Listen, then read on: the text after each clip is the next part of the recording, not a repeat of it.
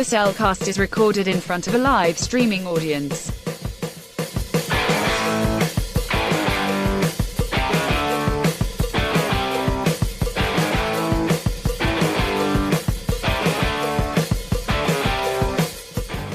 Hello and welcome to another episode of The Cellcast. Joining me today is a man who prefers the Rubber Wall Street Journal to the Rubber Washington Post. Welcome, Jacob. Squeak, squeak, squeak, squeak. Yeah, it's always fun. Squeak, squeak, squeak. Why, thank you. Let me introduce our co-host, a man who had just learned he got it. He made it big, and they got hit by a forklift. Welcome, Drew.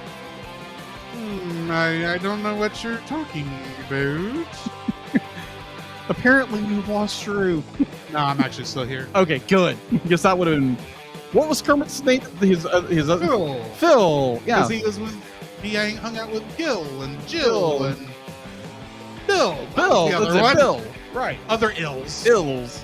Before we get too far into this episode, we need to ask the trivia question for this week, which is, what Saturday morning cartoon was inspired by a scene from the Muppets Take Manhattan?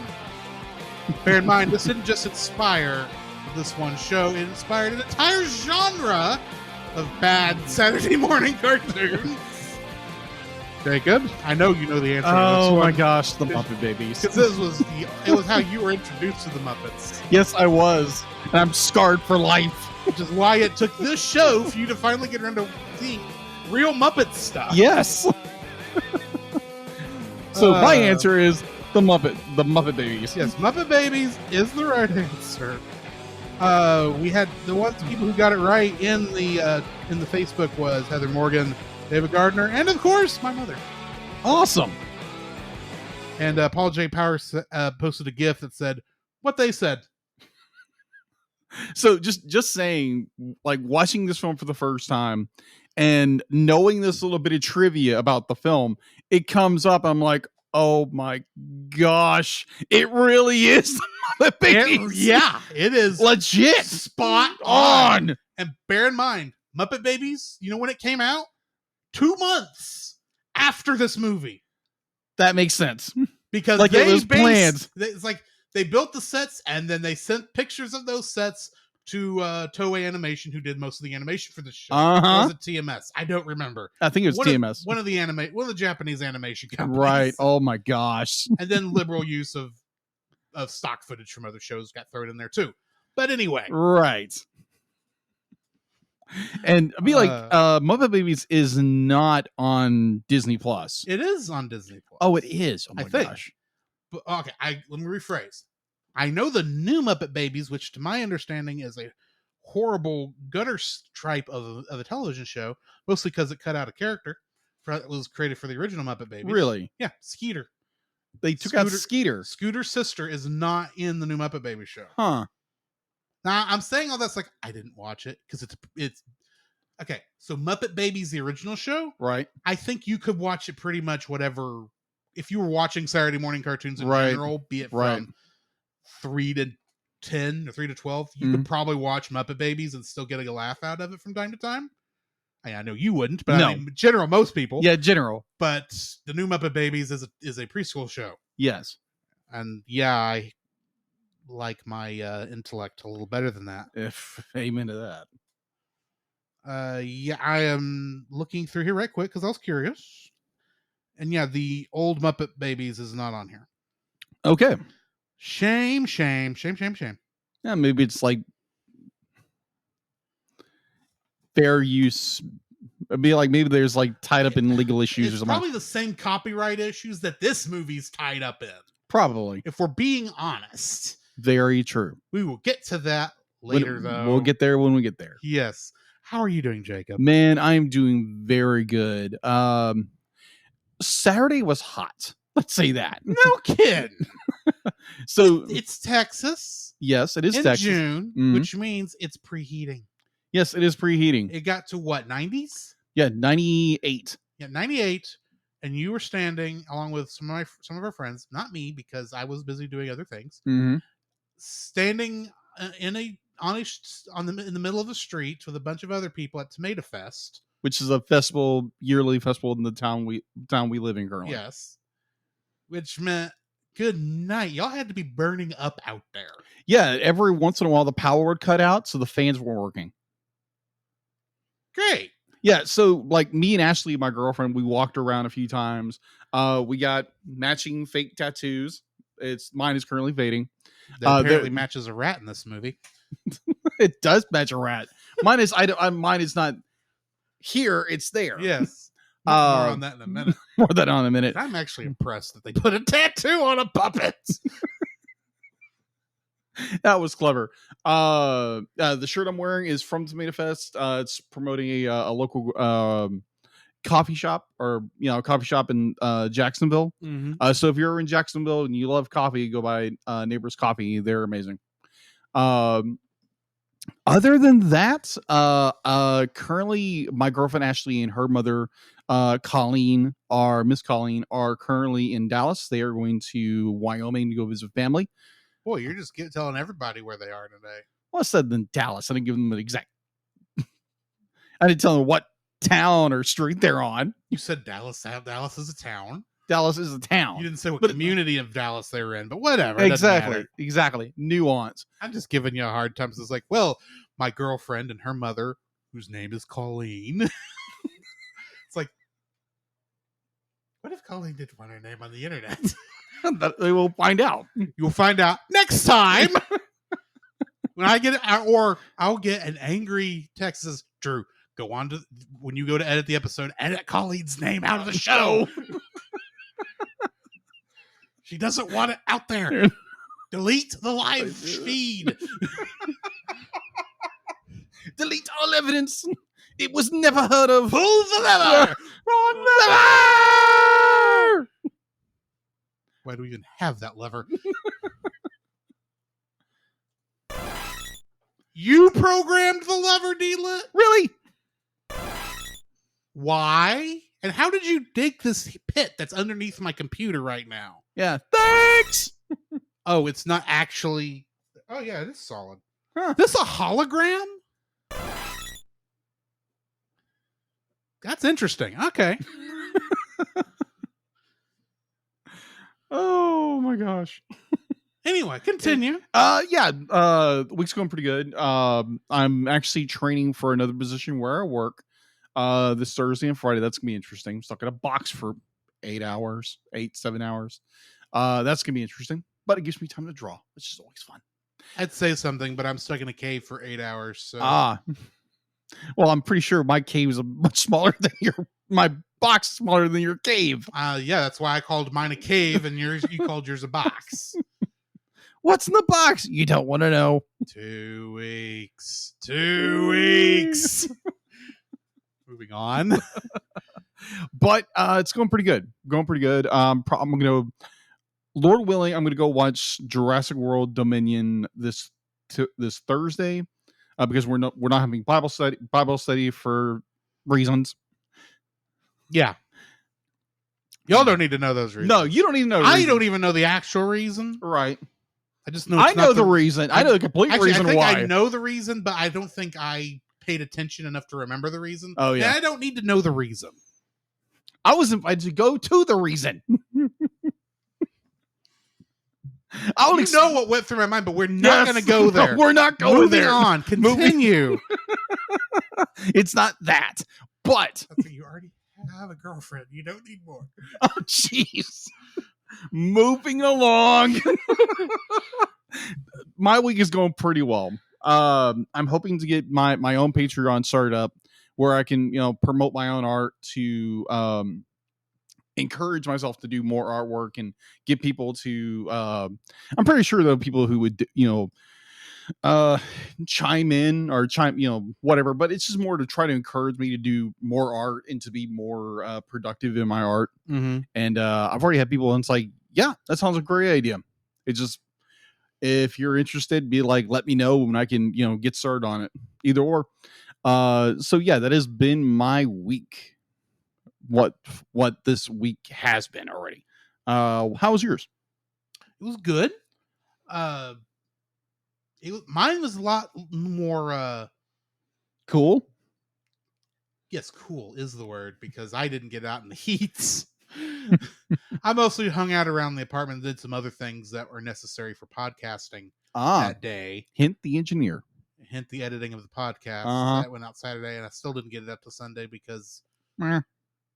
I decided to stream. It happens. But anyway, I did go see Jurassic World Dominion. What did you think of it? I'll get into that when I actually get to what I've been watching. Okay. We're not to that part yet. No, we're not. But yeah, I went into Tyler for that. And really, not much else other than I'm prepping for a project that I'm thinking of doing. Okay. Ironically, it's connected to the show because literally the second thing we recorded for the show, The lost episode that is now lost media, mm-hmm. was related to this. And yeah. It's me attempting to untangle the plot lines of Kingdom Hearts for people who are trying to figure it out as they're going through the series. Bing. I have not decided if it's going to be a part of the normal Cellcast feed mm-hmm. or if I'm actually going to get a separate feed for it. Might be a little bit more money for the separate feed, but I think I'll be all right. But yeah, I am working on that. I've got pretty much an idea of what I'm doing.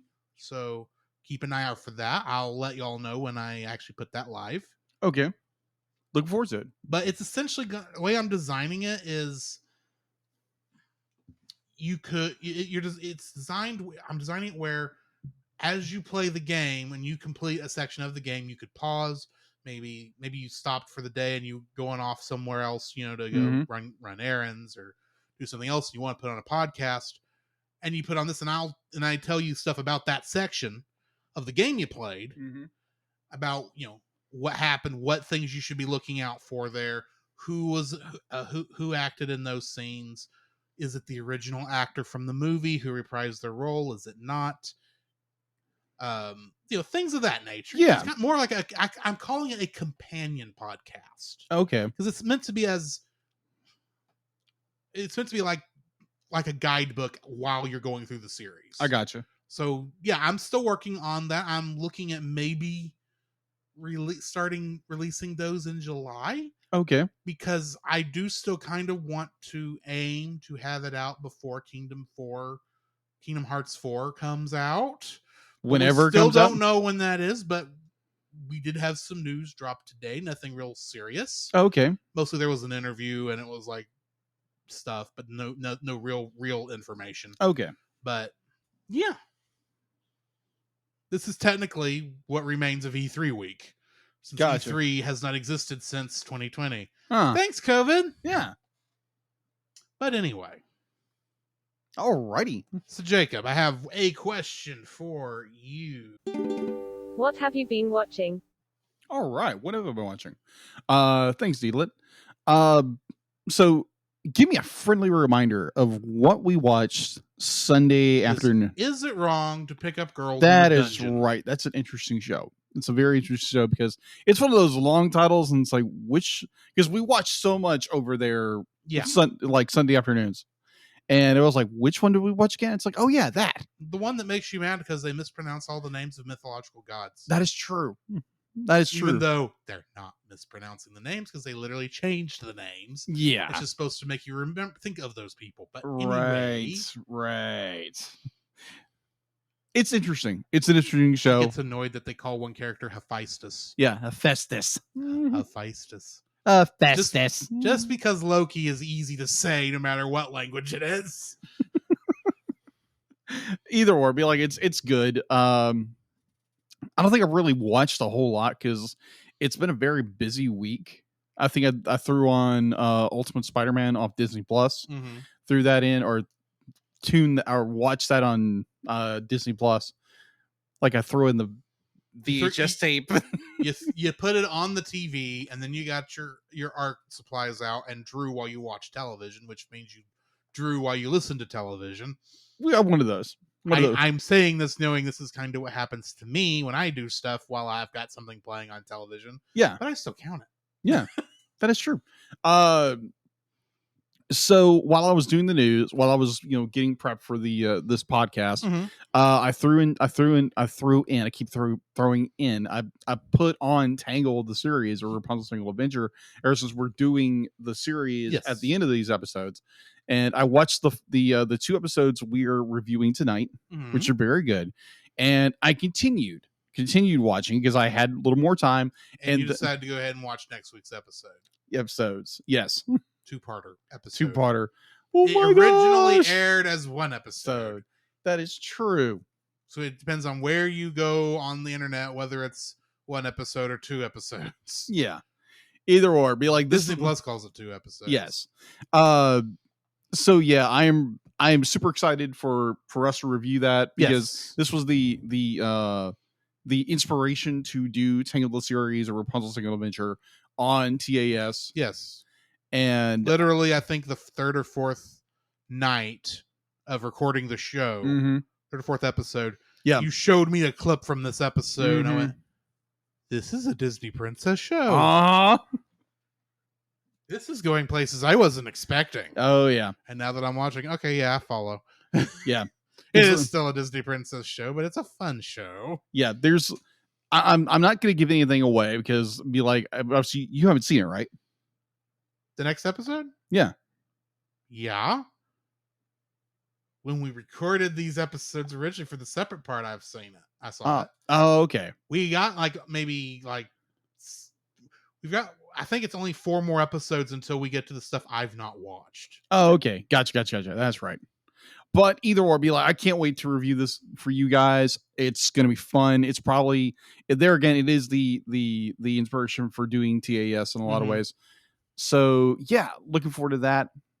And the one where Rapunzel loses her memory is it's either that one or like the one right after it. Oh yeah. One I watched. That's right.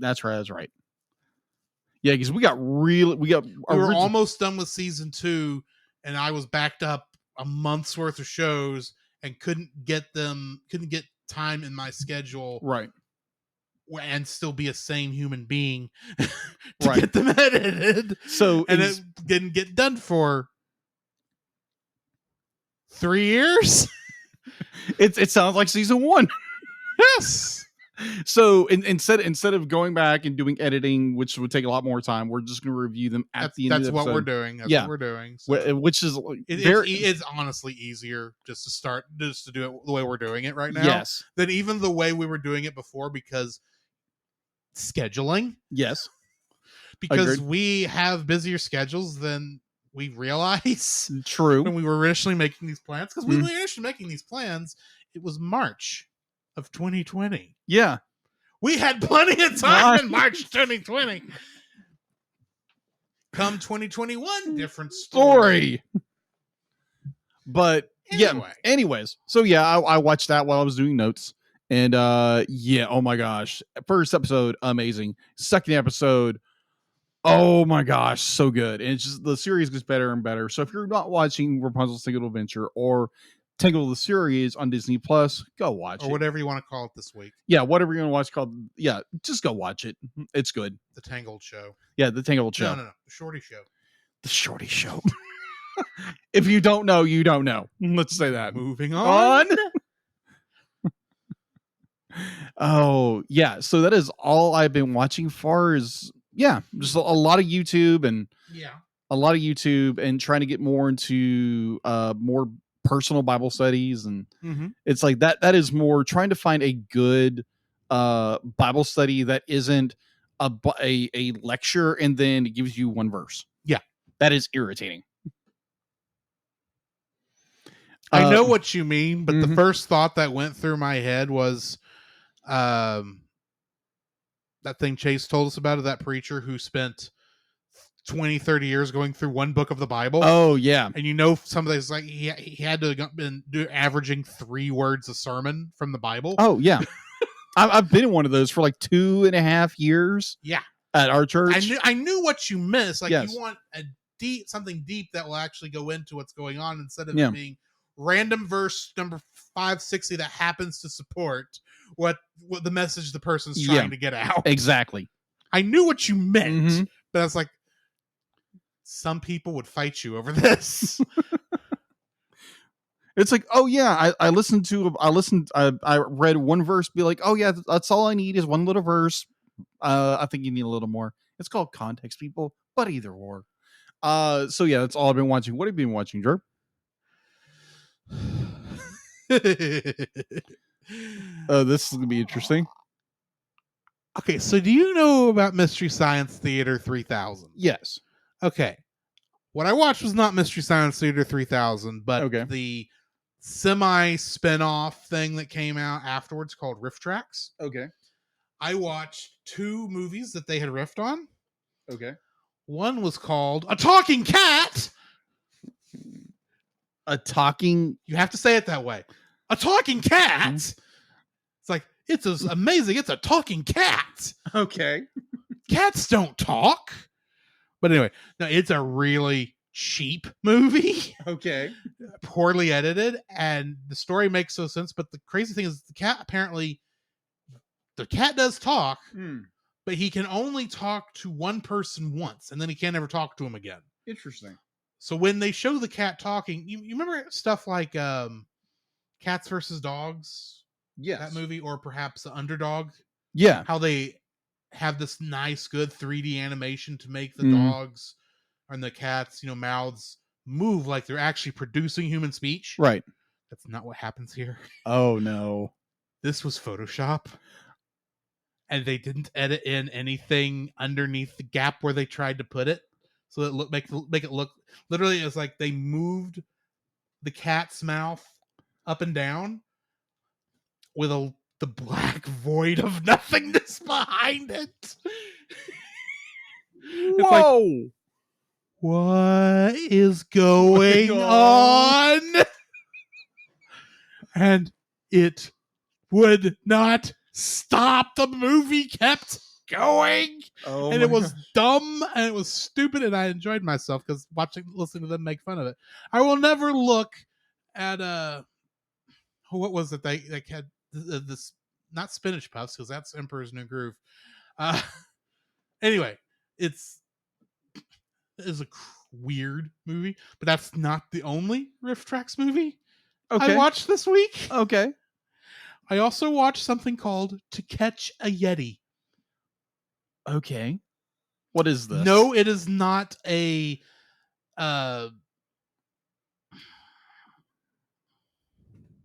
it is not the Bigfoot version of To Catch a Predator.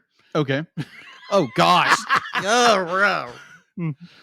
It is literally this guy accidentally takes this small kind of a creature home that happens to have big feet after he got done hiking in the Himalayas. Oh my gosh. Okay.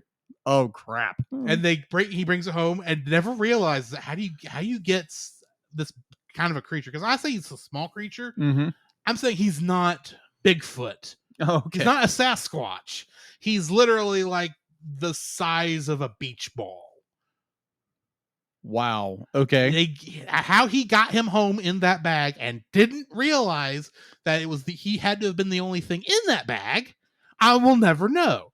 Not to mention, they get it home. It's like, oh, he can't survive in this weather because it's too hot. I'm thinking, he survived in the bottom of that aircraft to get here in the first place.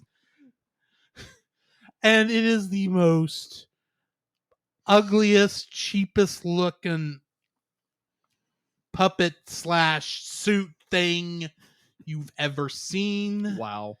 It was a stupid movie. Okay. As it should be. Wow. And of course, it's that thing. It's like Harry and the Hendersons. Oh, we got to keep him because he's our friend and all. Oh, but now we got to get him back because the evil men are going to try and capture him if we don't get him back to his family. Oh, wow. It's like, no flipping kidding. This is not a good tokusatsu show, is what I'm saying. Oh, wow. This is bad. But yeah, I still enjoyed watching that. Wow. You know what that reminds me of? What? It's not as silly or stupid, but it's the videos you see quite often because I love watching those like pet rescue things. Mm-hmm. So this guy, he's coming off like a hunt or something like that, and he finds this little puppy dog that's lost, and he brings the dog home with him. Yeah. And it's a very unique little dog. And so he brings it home a couple months later. Surprise! It's a raccoon. Surprise! It's a coyote. Oh, It's a coyote. it's a coyote. You could tell because of the catalog for Acme products he had with him.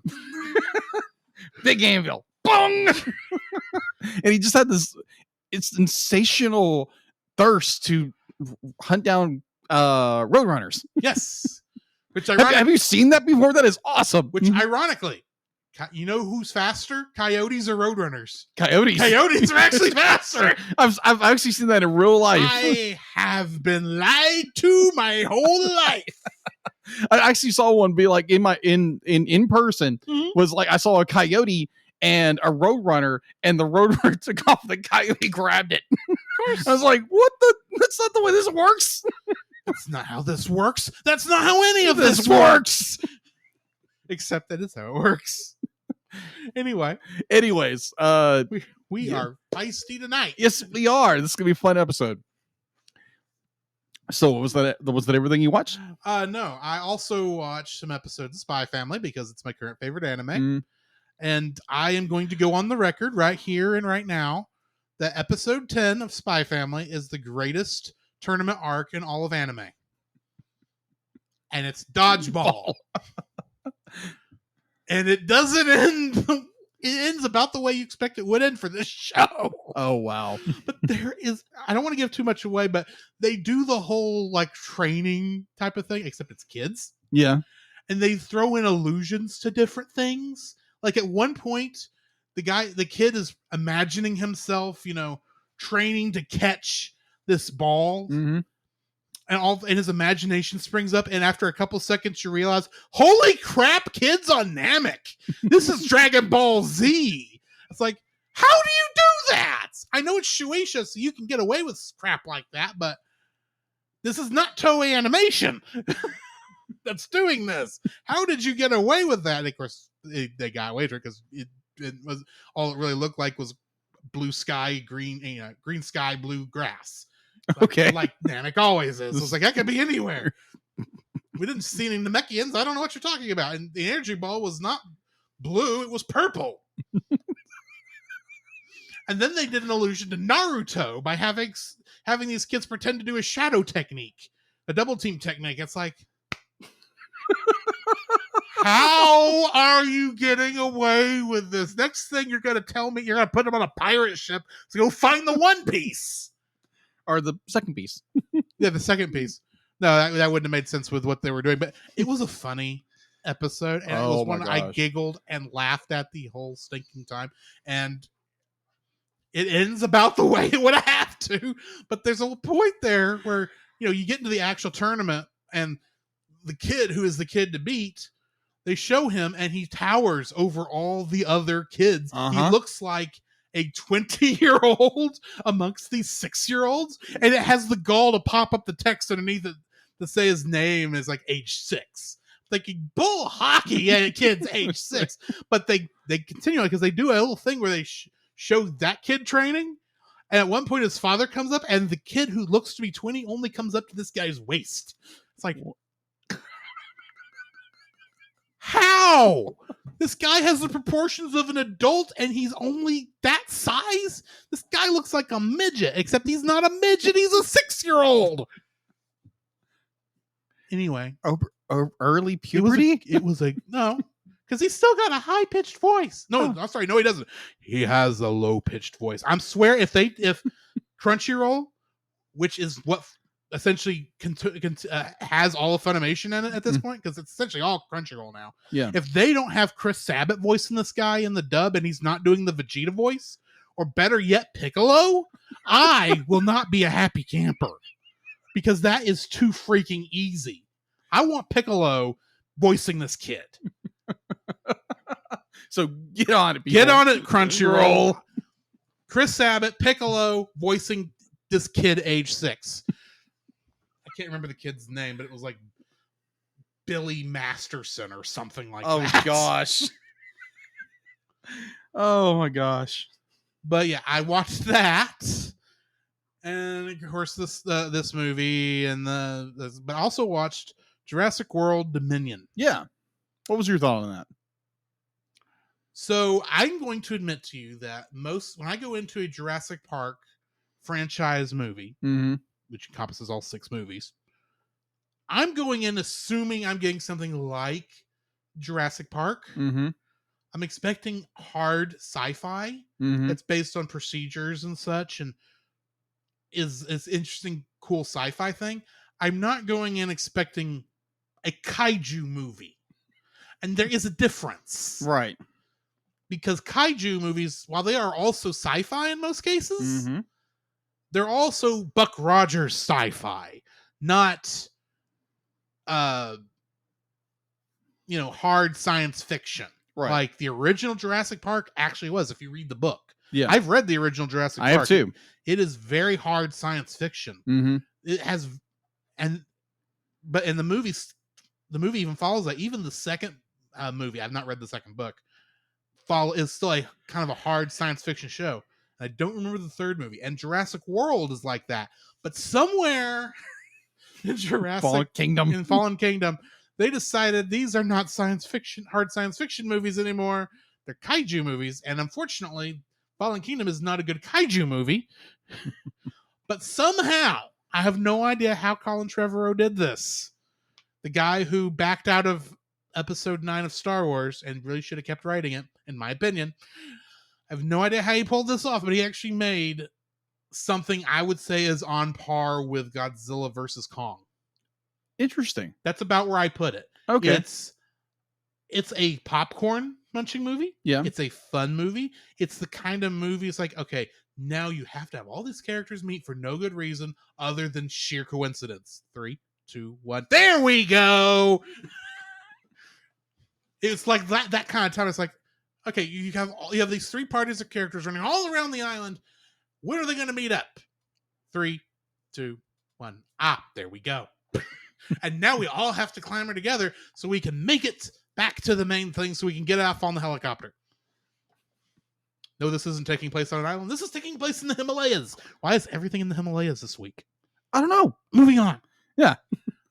It was a fun movie. As much as I'm making fun of it and joking, it was one of those things where it's like about 5 minutes into it, I realized this is not meant to be a thinking movie, for lack of a better term. It's not meant to be something that's like positing like what would it's trying to. It's trying to have this kind of environmental message about how we should all coexist because we're all stuck in this world together. Right. Is kind of what it's trying to get out. Right. At the same time, I'm sitting there going, go T-Rex, you're going to beat this guy. There's no way you can lose because you're the superhero of this franchise. Doesn't matter that this Carnivorosaurus Rex or whatever his name was is the biggest, they say this twice, the biggest carnivore that's ever existed on planet Earth. I'm thinking, yeah, that's great for him. T-Rex is going to bite his neck off because that's how this works. Because it's T-Rex. He's been the hero since the first movie. Don't you mean she? Because it's a she. I don't know if this is the same T-Rex. I don't know if it's female. By this time, they can make males. That is true. It's only the first movie where they're all females. Okay, now, well, never mind. That being said, Blue has a child. Yeah. She's a female. And they did say, you can't have any children. You're only a girl. It's like, are you saying there's no male velociraptors? Because that's what it sounds like you're saying. Either or. So kind of following that. At the point where there's a point in the movie. This is the last thing I'm going to say. Okay. They've captured. They finally caught Blue's kid that they went across half the world to find after Blue's kid had been kidnapped. Right. Because Chris Pratt made a promise to a raptor. And he's got Blue's kid knocked out and slung over his back, wearing him like a backpack. And Alan Grant says, "Is that a dinosaur?" And Chris Pratt goes, "Yeah." And you just let him stay there. It's like, yeah, I promised. You promised a dinosaur? Yes. It's like, yeah, how hard is this to follow? All the characters are like spot on. Okay. I think the only character that the only character I really didn't get into was the character that seems to change every movie, and that's the Japanese guy that is the scientist who was behind the cloning techniques in the first place, who keeps showing up in these movies. Oh, Wong? Wong, yeah. Yeah. He's a different. He seems like he's different in every movie. Oh, okay. In this one, he's kind of that. I made a mistake. You and think? I want to fix it. It's like, yeah, the mistake in this movie though is not the dinosaurs. Oh gosh. I'll find out this Thursday. There is a plague. I think the next ones are frogs and shadows. Oh gosh. There's a plague of locusts in this movie, dude. Oh my gosh. So my first thought on Jurassic World Dominion, Which you haven't seen which yet. I have not seen. My first initial thoughts was like, oh great, what kind of train wreck are we going to get into now? Because it's the good kind of train wreck. Okay. It is a train wreck. Do not get me wrong. This is not the hard science fiction movie I've been wanting them to do for the past 6 movies. right. This is like, no, this is Godzilla. When you get right down, this is Godzilla with dinosaurs, Okay. and we're gonna have fun with it. Okay. There is some hard science fiction stuff, but you've got no, really, it is Godzilla, because you got the scientific company that's gonna fix all the problems, but they're secretly evil. Of course. That's not a spoiler. No, that's not. No, because you know it the minute they show up. It's like, oh, you're the bad guys. You're going to be the bad guys. I don't care what news tripe you're giving me how of all the good they're doing. You're the bad guys. And then 3 seconds later, they're using biosynth products or whatever the name of the company is. And she goes, I bet they are. It's like, yeah, because they're the bad guys. What I've heard about this film, like reviews, I have gone off on it a little bit. reviews in the whole bit have been relatively positive. There has been kind of like a mixed bag, definitely when it comes to reviews. Like reviewers, like people who do this stuff for a living, like praise the movie. It's really well done. And then the audience is kind of a dumpster fire. Because the audience doesn't know what to do with movies that were just made to be fun and stupid. And that's all this is. This is a fun, stupid movie. Okay.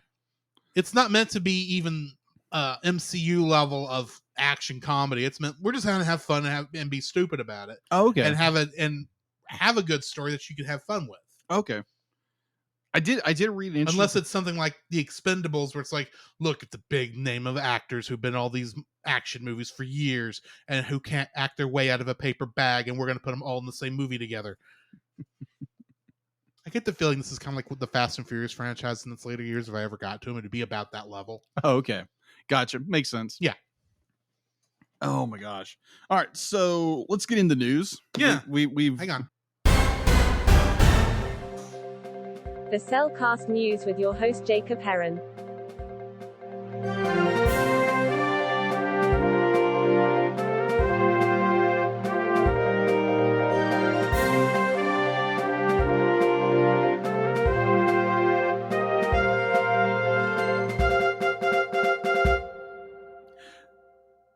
Why, thank you, D-Lit. So Drew did mention 2 things that are in the news right now: Crunchyroll and Dragon Ball. Yes. Okay. So apparently the other day, Crunchyroll. Today actually. So Crunchyroll, Toei Animation unveiled additional details of the global theatrical release of Dragon Ball Superhero, which is an odd name. It is a very stupid name. Agreed. The newest film of the worldwide animation blockbuster franchise included a new trailer, the English voice cast. The film will be available The English voice cast is 90% who you think it is. Yes, exactly. Let's just be honest. Yeah, if you've ever watched anything Dragon Ball, Dragon Ball Z, or Dragon Ball Super, or Dragon Ball GT, it's the same cast. Surprise! Gohan is being Piccolo and Vegeta are being voiced by Chris Sabat. Who would have seen it coming? Sean Schemmel is Goku, as he's been for the past 20 years. Hey, you get paid to do it? Why not? Yes, it's his first acting role, and it's the acting role he's still doing. All right, the film will be available both in an English dub and subtitled. It's sub and will arrive in more than 2,300 theaters in the United States and Canada on August 19th, with tickets going on sale starting July 22nd. And you won't know if it's in your area till then. Pretty much. Which The film means we won't know until like the week before. probably. Anyway. The film also will be released in select US-based IMAX theaters. All right, so I bet not ours. Probably not. All right, summary. The Red Ribbon Army. Try saying that 3 times fast. Red Ribbon, Yum. The Red Ribbon Army. Yes, was behind all the androids. Yes, was once destroyed by Son Goku or Goku twice. Twice apparently. Individually, he destroyed the bulk of the Red Ribbon Army in Dragon Ball, and then he destroyed all the androids created that were part of the Red Ribbon Army in Dragon Ball Z, except for the one that married which Krillin is still weird. And her brother. What? Her brother. Yeah. Wait, what? Yes, her brother is still alive. Yeah, I knew the that. other android that was from That's right. thing. Android 17, 18? 18. 18. 17. Yeah, either or. I don't remember which is which. Right. I just said it's not 19 or 20 because 20 was Dr. Gero and 19 was a clown. All right, so carrying on. Which it was her brother who won the last tournament. But anyway. Drew is not a Dragon Ball fan at all. I still haven't finished Super. I just know what's going to happen. All right, so individuals who carry on the spirit of the Red Ribbon Army have created the ultimate android, a Gamma 1 and a Gamma 2. These two androids call themselves the superheroes. They start attacking Goku and Gohan. Surprise, surprise. What is the new Red Ribbon Army's objective? In the face of to take over the world, of course, and its time to arrive is superhero. Let's see. In other news, one of the upcoming anime features is making a splash on this Tuesday, directed by Peggy Holmes. Luck, which premieres worldwide on Apple TV Plus on April 5th. The team behind the movie will screen some of the footage and talk about the making of the film. This is made by Sundance Animation's first animated feature. This is the same studio behind this, J.J. Abrams, I believe. All right, so let's see. And speaking of, apparently at this Annery Festival, I might pronounce it wrong, audience members today were treated with the first look at The Spot, a new villain for the Sony Pictures animated 2-part sequel, Spider-Man Across the Spider-Verse, set to be voiced by Wes Anderson. Wes Anderson featured Jason. I'm gonna butcher this man's name. Schwartzman. Yeah, Schwartzman. Thank you. By Jason Schwartzman, described as Miles. I want to say Miles Morales. I want to say Miles Brower. Miles Morales. No, that's a different person. That's a fox. That's a fox with two-tailed fox. Most formidable foe yet. The character has superpowered spots on his body that he can send him into any dimension he chooses. He is a deep cut for a villain. Yes. And I think I watched an episode from Spider-Man the Animated Series, which he's in. I was like, oh, that's who this guy is. It just dawned on me. It's like, oh, that's who this cat is. Right. All right. So yeah, and it goes on to who is Oscar Isaac's going to be Spider-Man 2099. 2099, yeah. 2099, that's what I meant to say. He was 2099 in the last movie too. There in that after credits scene. That's right. Isaiah Ray is going to be Jessica Drew, our Spider-Woman. And yeah, this is to me it's because Spider-Man crap. What's the first film called? I'm sorry. Into the Spider-Verse. Into the Spider-Verse was a phenomenal film. We've already reviewed it. Go check it out. We'll review this one when it comes out, probably. Yes, we will. So that is all we have for info and stuff, unless you have something else. Not that I know of, which means we need to get into the spoiler-free section of our review. Certified fresh and spoiler free. So, Muppets Take Manhattan. I don't know how many times I've seen this movie, because this is one I watched a lot as a kid, along with the other two big Muppet movies that came before this, being Muppet Movie and Great Muppet Caper, that I watched on bootleg VHS as my grandpa recorded off television. Mm-hmm. I've seen this movie quite a number of times from beginning to end, and this is, I think, the most different of the original trilogy from the others, in my opinion. If you're asking if I think you should go find it and watch, definitely going to say yes. Or watch it on Tubi. Or watch it on Tubi, yes. It's a fun movie. It's got an interesting story. It definitely doesn't want to make me live in New York City. Because it's interesting. It's like, the Muppet movie kind of gave you a fairy tale version of America and Los Angeles. And the Great Muppet Caper gave you his fairy tale look at modern day London and England in general. So you get to the Muppets Take Manhattan, and you get 1980s Manhattan before it got cleaned up. Yeah. Like, even in this movie, they kind of cleaned it up. It's like, what's that sound? Oh, it's just New York. I know it's actually Miss Piggy back there, but it looks like domestic abuse. Which we do not promote. We do not promote, but it's like, on one hand, I bet you that is what they're thinking it is, but they're all turning a blind eye. Moving on. Don't do that. Don't turn blind eye. Yeah. Call it when you see it. But yeah, this is the last of the original Muppet trilogy of films. We wouldn't get another film till Muppet Christmas Carol in 1992, 93. I can't remember the exact year that came out. There is another Jim Henson film that comes out after this that was theatrical release, which is Labyrinth, the next quote-unquote Muppet movie we're going to be going over.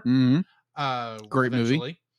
But other than that, I mean, yeah, this is a fun movie. Now, I did mention that we have noted that this is not on Disney Plus. Yeah. Because this was not one of the films that was available when Disney bought the Muppets. What happened was, the first two movies, actually the first three movies, if you're counting Dark Crystal along with that, were released by ITC. Okay. ITC went out of business like right after Dark Crystal came out. Really? If I remember correctly. So when they went to go get funding to make this movie, they shopped it around and it got bought by Columbia TriStar. When they went to go start releasing a lot of these movies on home video, most of the old ITC library, the Muppet movie, Dark Crystal, and Great Muppet Caper, went to Universal, of all places. Right.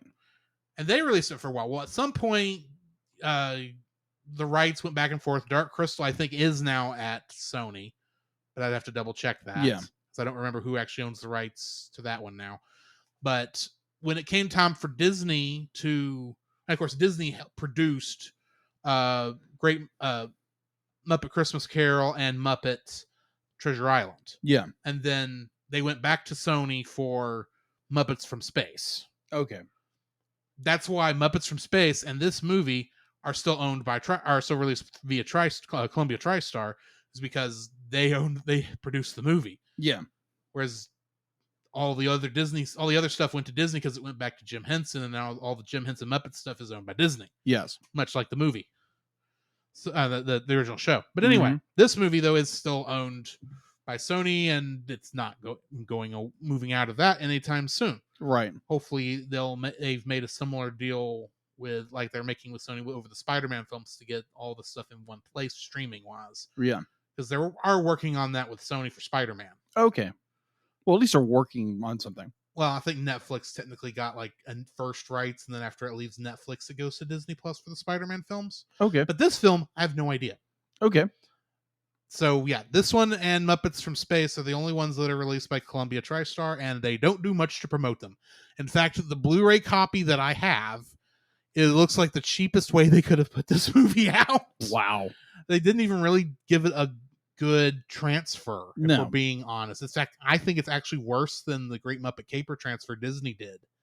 I mean, heck, the Blu-ray menu doesn't even put the name of the movie on the menu. No, it doesn't. Which is weird. Mm-hmm. But yeah, it's still a good movie. It's a different way of telling the story. It's almost a darker Muppet movie than a lot of the ones we've had before that, and I enjoy it. So yeah. Okay.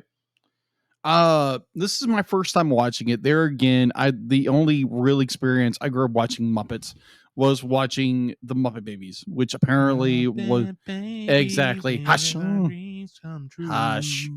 When your world looks kind of weird and you wish that you weren't there, just hush. close your eyes and Hush. make believe Hush. you can be Hush. anywhere.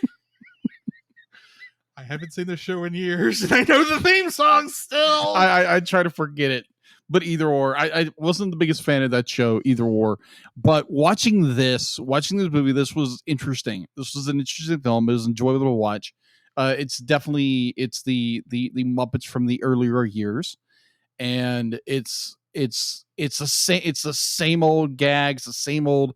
It's that same old enjoyable thing that Jim Henson did throughout his career, and it's enjoyable. I understand why the Muppet Babies were created due to this film. Other than that, I'd be like, it's a really, I feel like I'm repeating myself. It's an enjoyable film. It's an enjoyable film. There are some little problems here and there with this film because every problem has films, or every film has problems, and vice versa. Yeah, exactly. Yeah, nah. It's worth watching on Tubi. Okay. Not saying anything bad about it. Just it's worth watching on Tubi if you can't find the Blu-ray or the DVD. Well, considering I think mine was like one of the last things I ever bought from Hastings. No. I miss Hastings. Yes. Anyway, let's continue on talking about this film after the bumper so we can get to spoiling this thing. The Cellcast would like to thank the following patrons: Josh Adams, Ashley Cronin Bitter. To get your name on the show, plus uncut episodes, early access to the Cellcast Plus reviews and special art from Jacob, please donate to us on Patreon. This podcast is a proud member of Culture Box. Whether you enjoy geeky reviews, comedy, or original fiction, you can open up the Culture Box and find something excellent for your soul. Point your web browser to culturebox.media. Geek Devotions is a collaboration of devoted geeks that are devoted to letting people know that they are loved. They produce a weekly geek culture-infused devotional, their podcast Com Talk, another podcast where they talk about bad movies called Bottom Shelf, and another podcast where they read books, allegedly. And there are written articles, all designed to encourage and challenge people in the geek community, bridging the gap between their faith and their geekdoms. Find all their content at geekdevotions.com. This show is a part of Pop Americana. For more great shows like this one, please check the link in the episode description. Do you like Star Wars? I don't just mean the original trilogy. Along with that, I mean the prequels, the sequels, the anthologies, the animated shows, and of course, who doesn't like Baby Yoda? Well, if you've been in the fandom for any length of time, you know how toxic the fandom can get. And if you'd like to be able to discuss a galaxy far, far away in a much more positive light, might I suggest searching out The Outer Rim, a Facebook group dedicated to all of Star Wars, and check out their YouTube channel, which you can easily find at Pop Americana, which the podcast you're currently listening to is also a part of. To find that and more, check out the link in the description. Bundy Shinda Bindy did a Muppet movie did it for the feed. If you don't want to be spoiled, then turn it off new. Perfect. You're not going to ask for a translation? Yes, translation. Oh, it's just the following is a spoiler-filled review for the Muppets Take Manhattan. Listener discretion is advised. Bundy Shindy Windy. Bundy flip flip flip flip flip flip flip. Bork bork bork.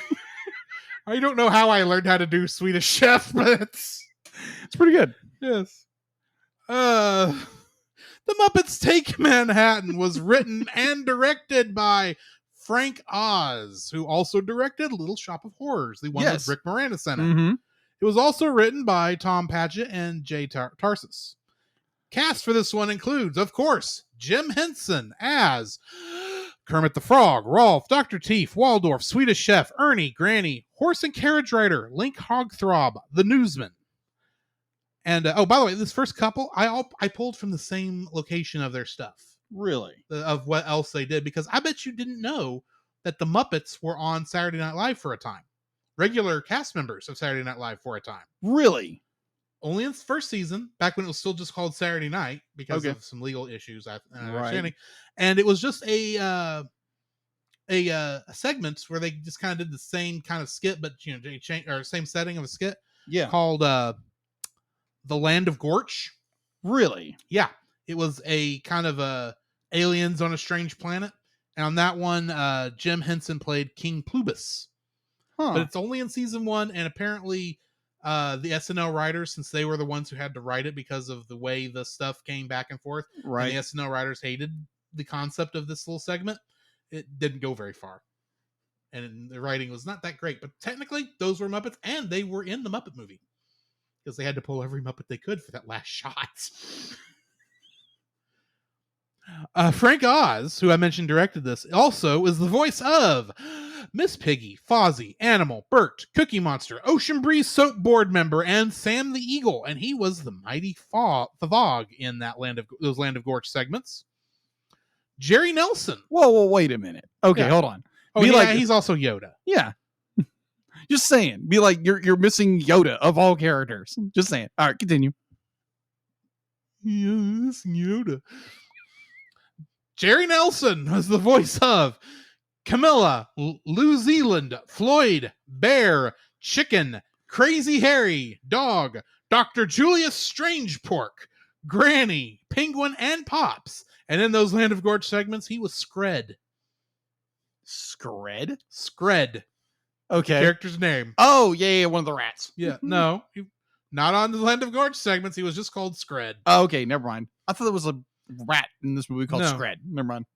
Richard Hunt was the voice of Scooter, Statler, Janice, Beaker, and Dog.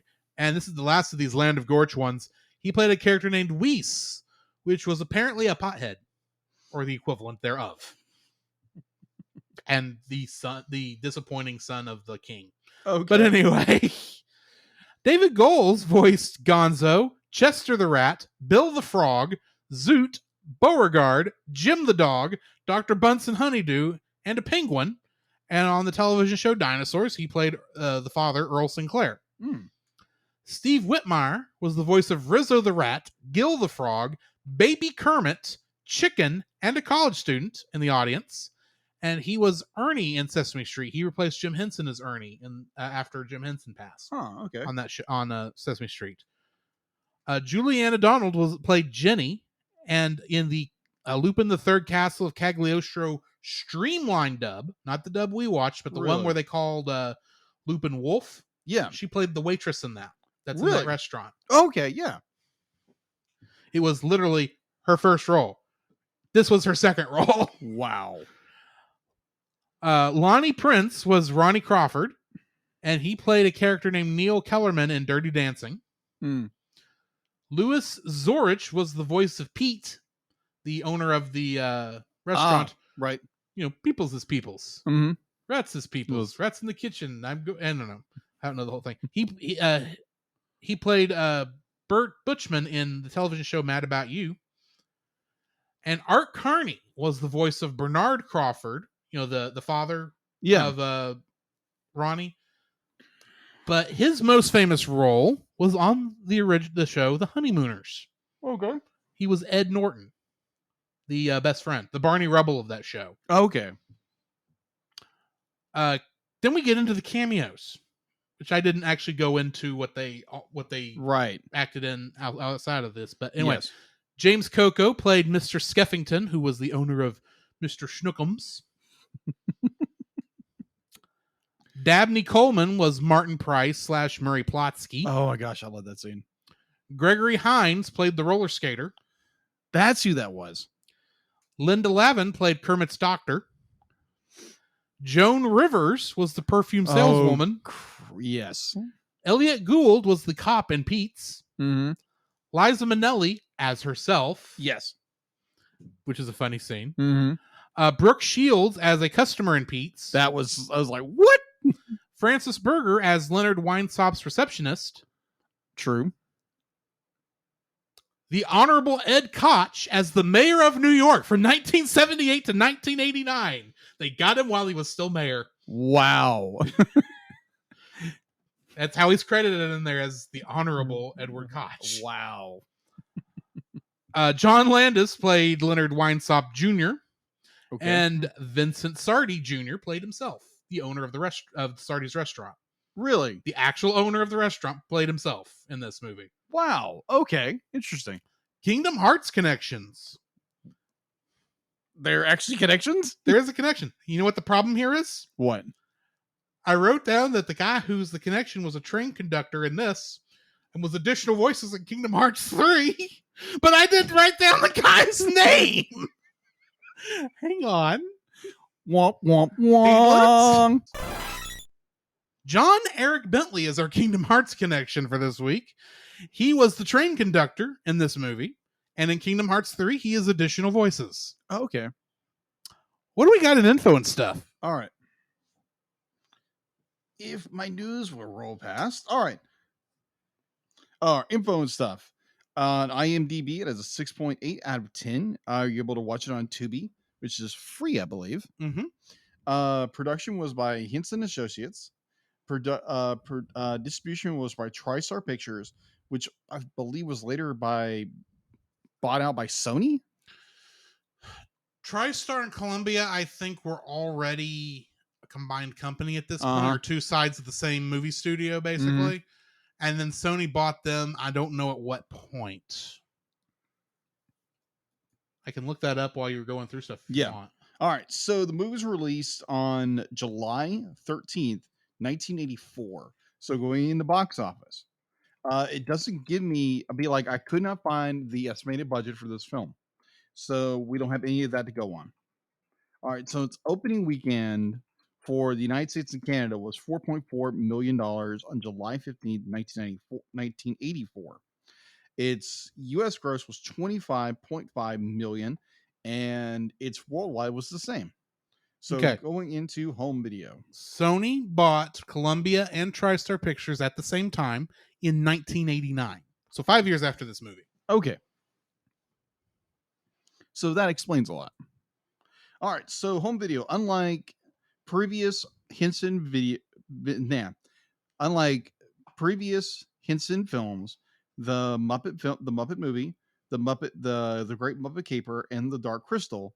I think this is some of what Drew had stated earlier, but we're going to say it again.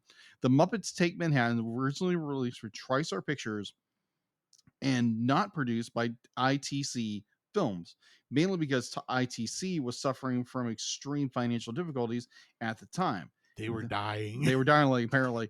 And unlike the previous film, the distribution rights for the Muppets Take Manhattan did revert to the Jim Henson Company in 1998, but it did not revert to the Walt Disney Company in 2004. Due to this, it is one of the three Muppet films, along with Muppets from Space and the direct-to-video feature Muppets are Kermit's Swamp Years. That's right. Yeah. These home video distribution rights are still controlled by Sony Pictures and not by Walt Disney Studios. I forgot about the straight-to-DVD Kermit Swamp Years. It's kind of a meh movie. Okay. It's not bad, but it's just like, there's a reason it's straight-to-video. We'll eventually get around to it. Yeah, eventually. All right. The Muppets Take Manhattan was first released on VHS and the now defunct CET video disc format. The capacitance disc, the CED. Compassionate disc. Yeah, okay. I've never heard of this. I only know of it because I watched some YouTube stuff that Technology Connections did, and he was doing like this full, like he was going through like these major video formats that were released by different companies and going through like the full history of them. And he got to CED, which is like what happens if you try to make a laser disc out of vinyl, basically. Okay. But it uses like some kind of magnetic capacitance is somehow involved with it. And it was one of those things where had RCA gotten their heads out of their butts and got it done finished 10 years before they did, it actually would have beat out Laserdisc. Really? And actually was actually a better product than Laserdisc, but Laserdisc was already on its way out when the capacitance disc came out. Really? That's interesting. That's an interesting bit of trivia. Go watch those videos that he did. They were very interesting. Okay. This was formatted by CBS Fox Video in 1985, which was reissued in 1991, followed by the release from Columbia TriStar Home Video and Jim Henson Home Entertainment on June 1st, 1999. The 1999 VHS contains a slightly edited cut of the previous version, possibly derived from the TV broadcast version. Cuts include remove an audio from the TriStar logo, the scenes of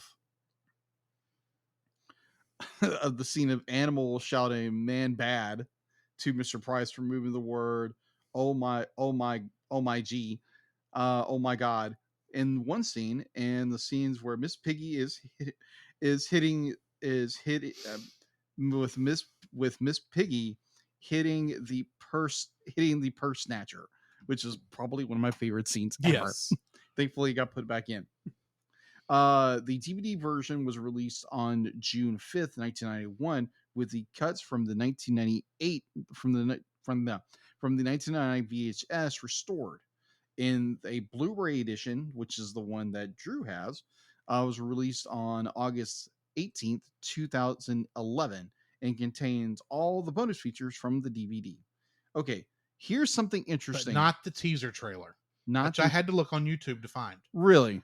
It's interesting because the entire teaser trailer is like newly shot stuff, and Kermit and Miss Piggy only like show up for like the last 3 seconds. Really? Of the trailer. It's pretty funny. Huh.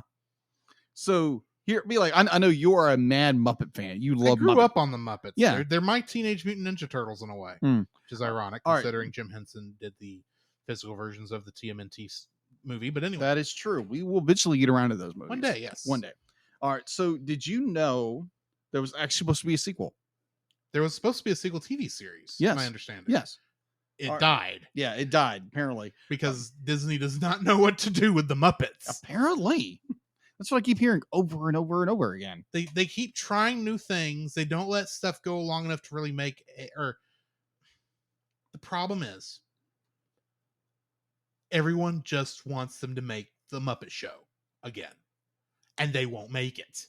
They keep trying all these other things and trying to make it like talk shows, or there was the ABC show that was essentially The Office but with Muppets. Yeah. Which has actually got good in the last half, but the first half was just not that good at all. And there's actually some funny stuff in there, but it, whatever reason. But yeah, this was like one of their other shots, and it got canceled before it even really got known very well. I gotcha.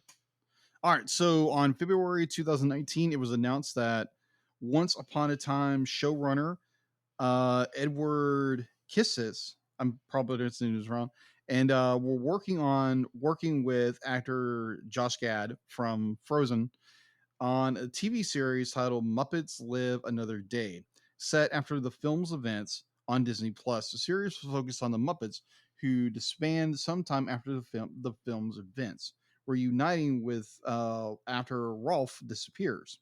However, on September 19th, this isn't that much further out. Yeah. It was announced that the series had been scrapped due to creative differences following the executive change at the Muppet Studios.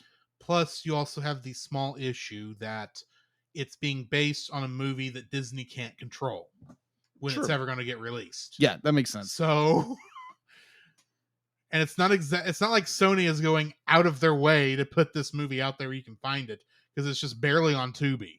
Yeah. So anyway, All right. So that is all I have for info and stuff. all right, getting into the summary. The Muppets have graduated from Danhurst College and entertain their fellow graduates with their theatrical production of Manhattan Melodies, which is their senior variety show. Upon the suggestion of taking the show to Broadway, the Muppets proceed with the idea, certain they will become stars instantly. Arriving in Manhattan, the group meet producer Martin Price, played by Dabney Coleman, but the police arrive and reveal he is a wanted con artist named Murray Plotsky. Plotsky tries to flee, taking down Gonzo and Camilla hostage, but is taken down by an enraged animal and is arrested, leaving the Muppets hopes dashed. They try other theatrical producers to no avail, leading to their morale and finances taking a nosedive, which is amazing considering they were paying 25 cents to live in lockers. Mm-hmm.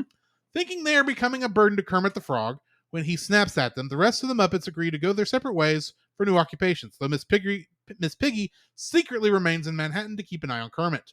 She's a spy. Though disappointed by the development, Kermit vows to make the show a hit and enlists the assistance of diner owner Pete, played by Louis Zorch, his daughter Jenny, played by Juliana Donald, who is an aspiring fashion designer, and the diner's staff of rats led by Rizzo.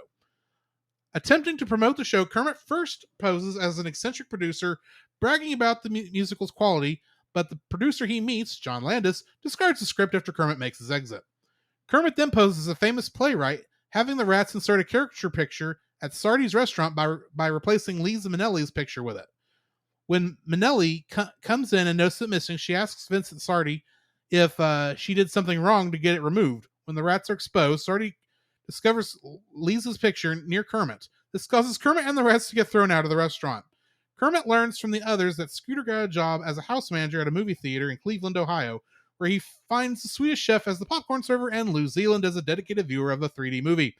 No, Lou Zealand is producing the actual practical effects for this 3D movie by throwing the fish at the audience, which was hilarious. That was hilarious. Fozzie Bear joins some other bears in hibernating within the forests of Maine, where he has had a hard time sleeping. Dr. Teeth and the Electric Mayhem have a gig in Pittsburgh, Pennsylvania, performing in a retirement home, which looks like a polka festival to me, but whatever. And the Great Gonzo and Camilla the Chicken are trying to make a successful water skiing act in Michigan, which is also a very funny scene. That is. Rolf the dog, however, is working at a dog kennel in Delaware. While in Central Park, Jenny confronts Kermit about his losses, while an envious Miss Piggy watches. When a thief steals her purse, Miss Piggy borrows a pair of roller skates, quote unquote, borrows a pair of roller skates, and furiously chases the punk down, but reunites with Kermit in the process, and they make up. Piggy takes a job at Pete's Diner. Kermit then receives a letter from a producer, Bernard Crawford, played by Art Carney, who is interested in the musical. However, the letter was actually written by his son, Ronnie Crawford, played by Lonnie Price, who is struggling to prove himself as a producer and believes that Manhattan Melodies is good. Bernard himself is hesitant, but agrees to fund the show. A thrilled Kermit heads back to the diner, but is so distracted that he walks into oncoming traffic and is struck by a passing car. Bong! The rest of the Muppets are summoned back to New York, only to discover that Kermit has disappeared. At the hospital, Kermit's doctor discovers that he has lost memory of his life.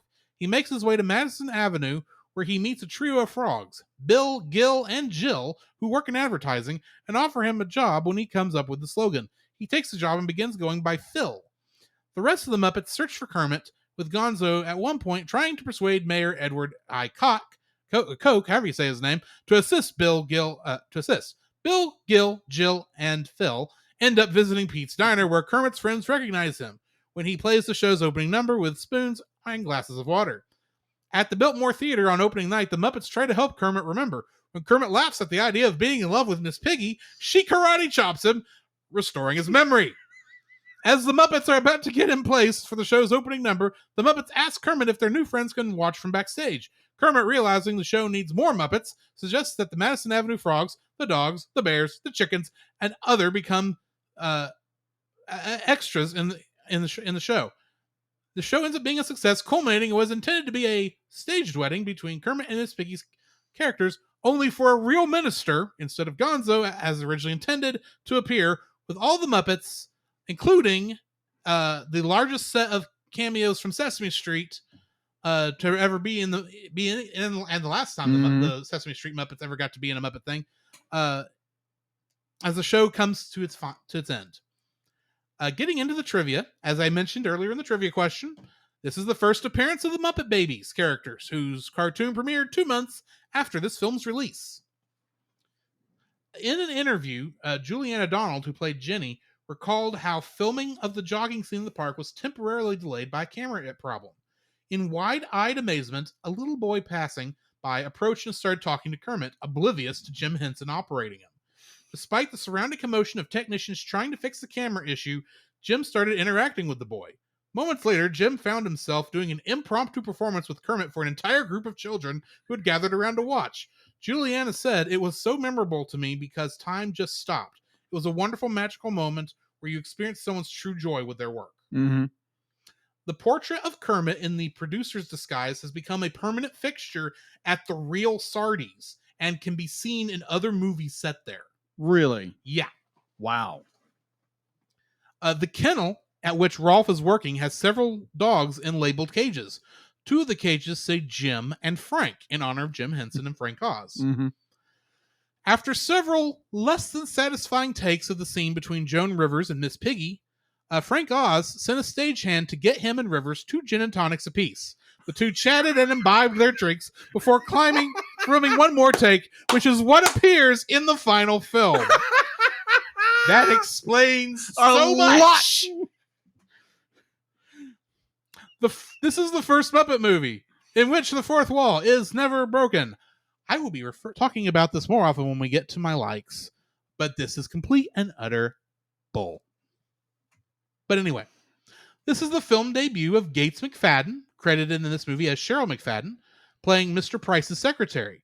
McFadden worked with Jim Henson as a choreographer and puppeteer on The Dark Crystal and Labyrinth, but is best known as playing Dr. Beverly Crusher on Star Trek The Next Generation. Ah, okay. If you were wondering where you'd seen the secretary before. Yes, I thought I recognized her from somewhere. Mm-hmm. She also played a secretary in The Hunt for Red October. Oh, okay. Played Jim Ryan's secretary at the beginning of the movie. Okay. That's yeah. why she's missing from the second season of Star Trek The Next Generation, because she thought the role was going to be bigger. And it wasn't. Wow. Anyway, the scene where Kermit the Frog graduates from college was filmed at Vassar College in New York.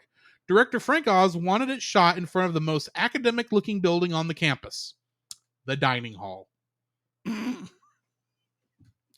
As with the Muppet movie, this can be read as an allegory of Jim Henson's career.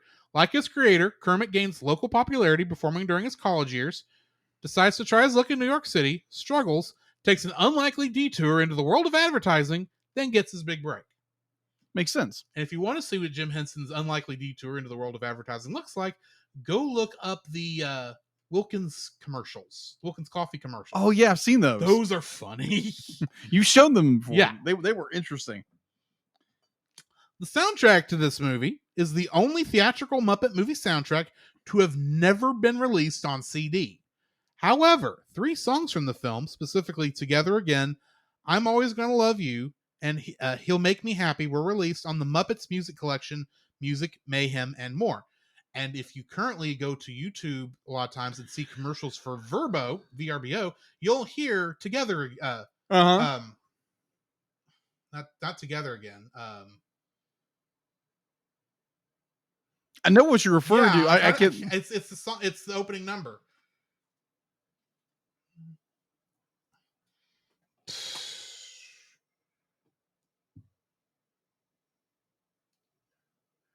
Now you're here.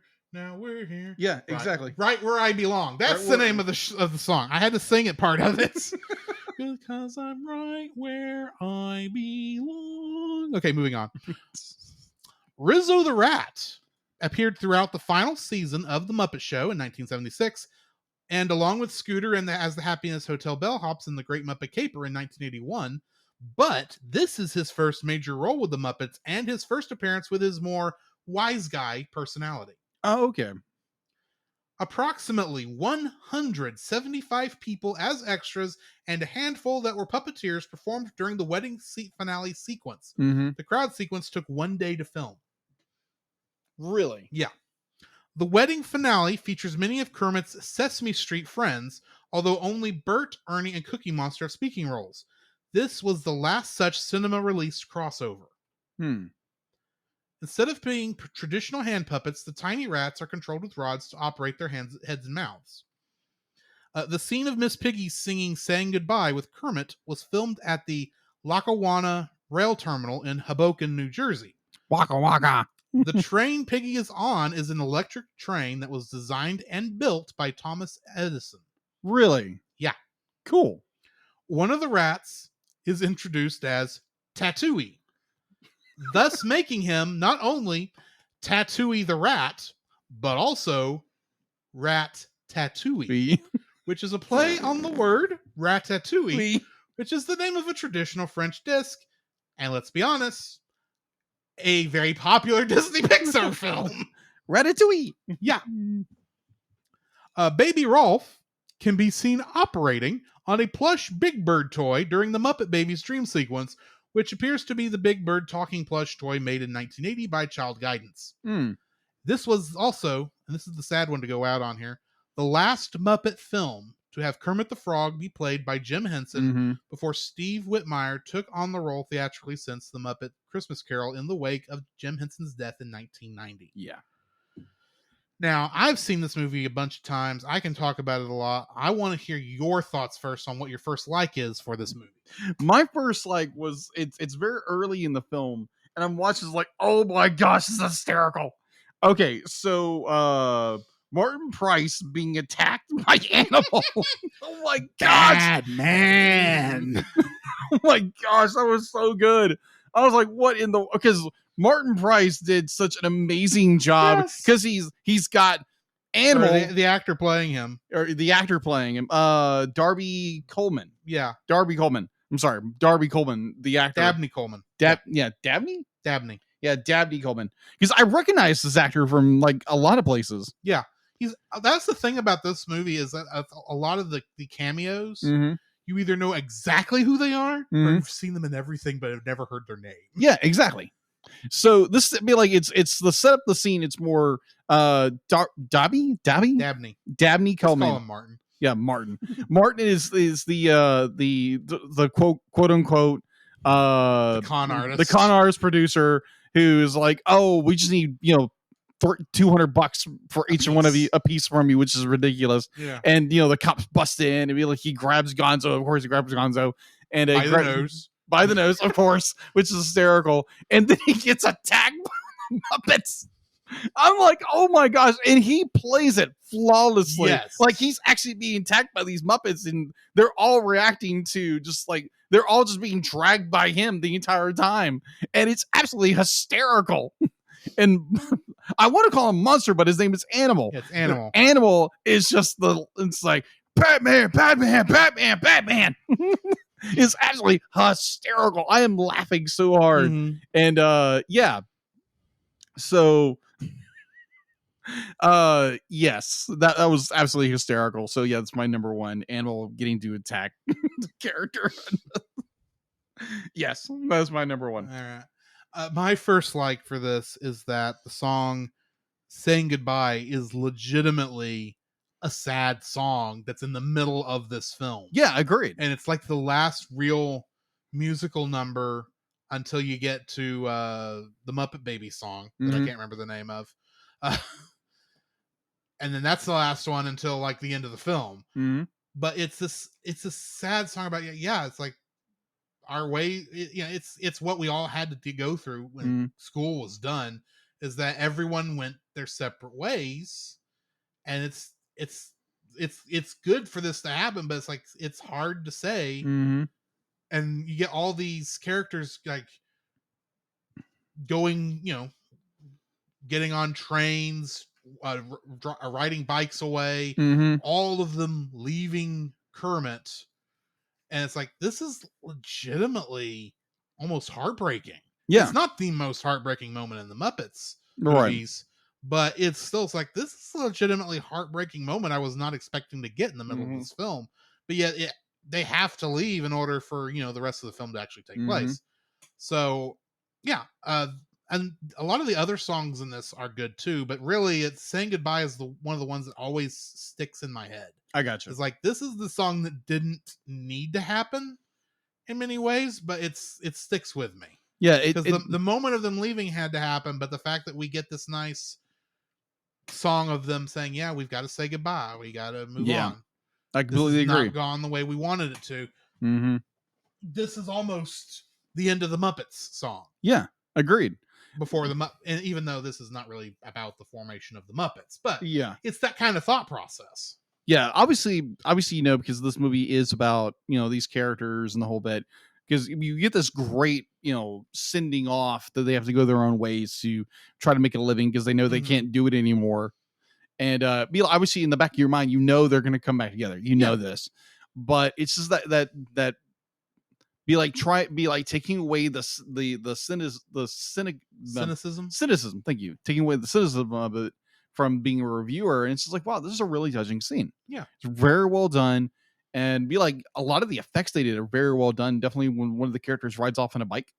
Yeah. Well, it was the same tech they did in the last film. Yeah, but it's still very well done. Very well done. Very well done. And it's touching. It's like you said, it's kind of heartbreaking in a way. Yeah. And it's Kermit sticking to his guns and be like, and going to the top of the Empire State Building, be like, I'm not leaving New York. Yeah. And it was very fitting to, I think this is the end of the first act, I think. Pretty much. Yeah, pretty end of the first act. And it was good. It was a very well done, very well executed. And there again, touching, very touching song to have these characters send off. Even obviously, they're going to come back together. Right. But it's just, it's good. It's a very well done scene. So yes, very much agreed. So going into my second, I find myself actually just loving scenes in this movie. Yes. It's not.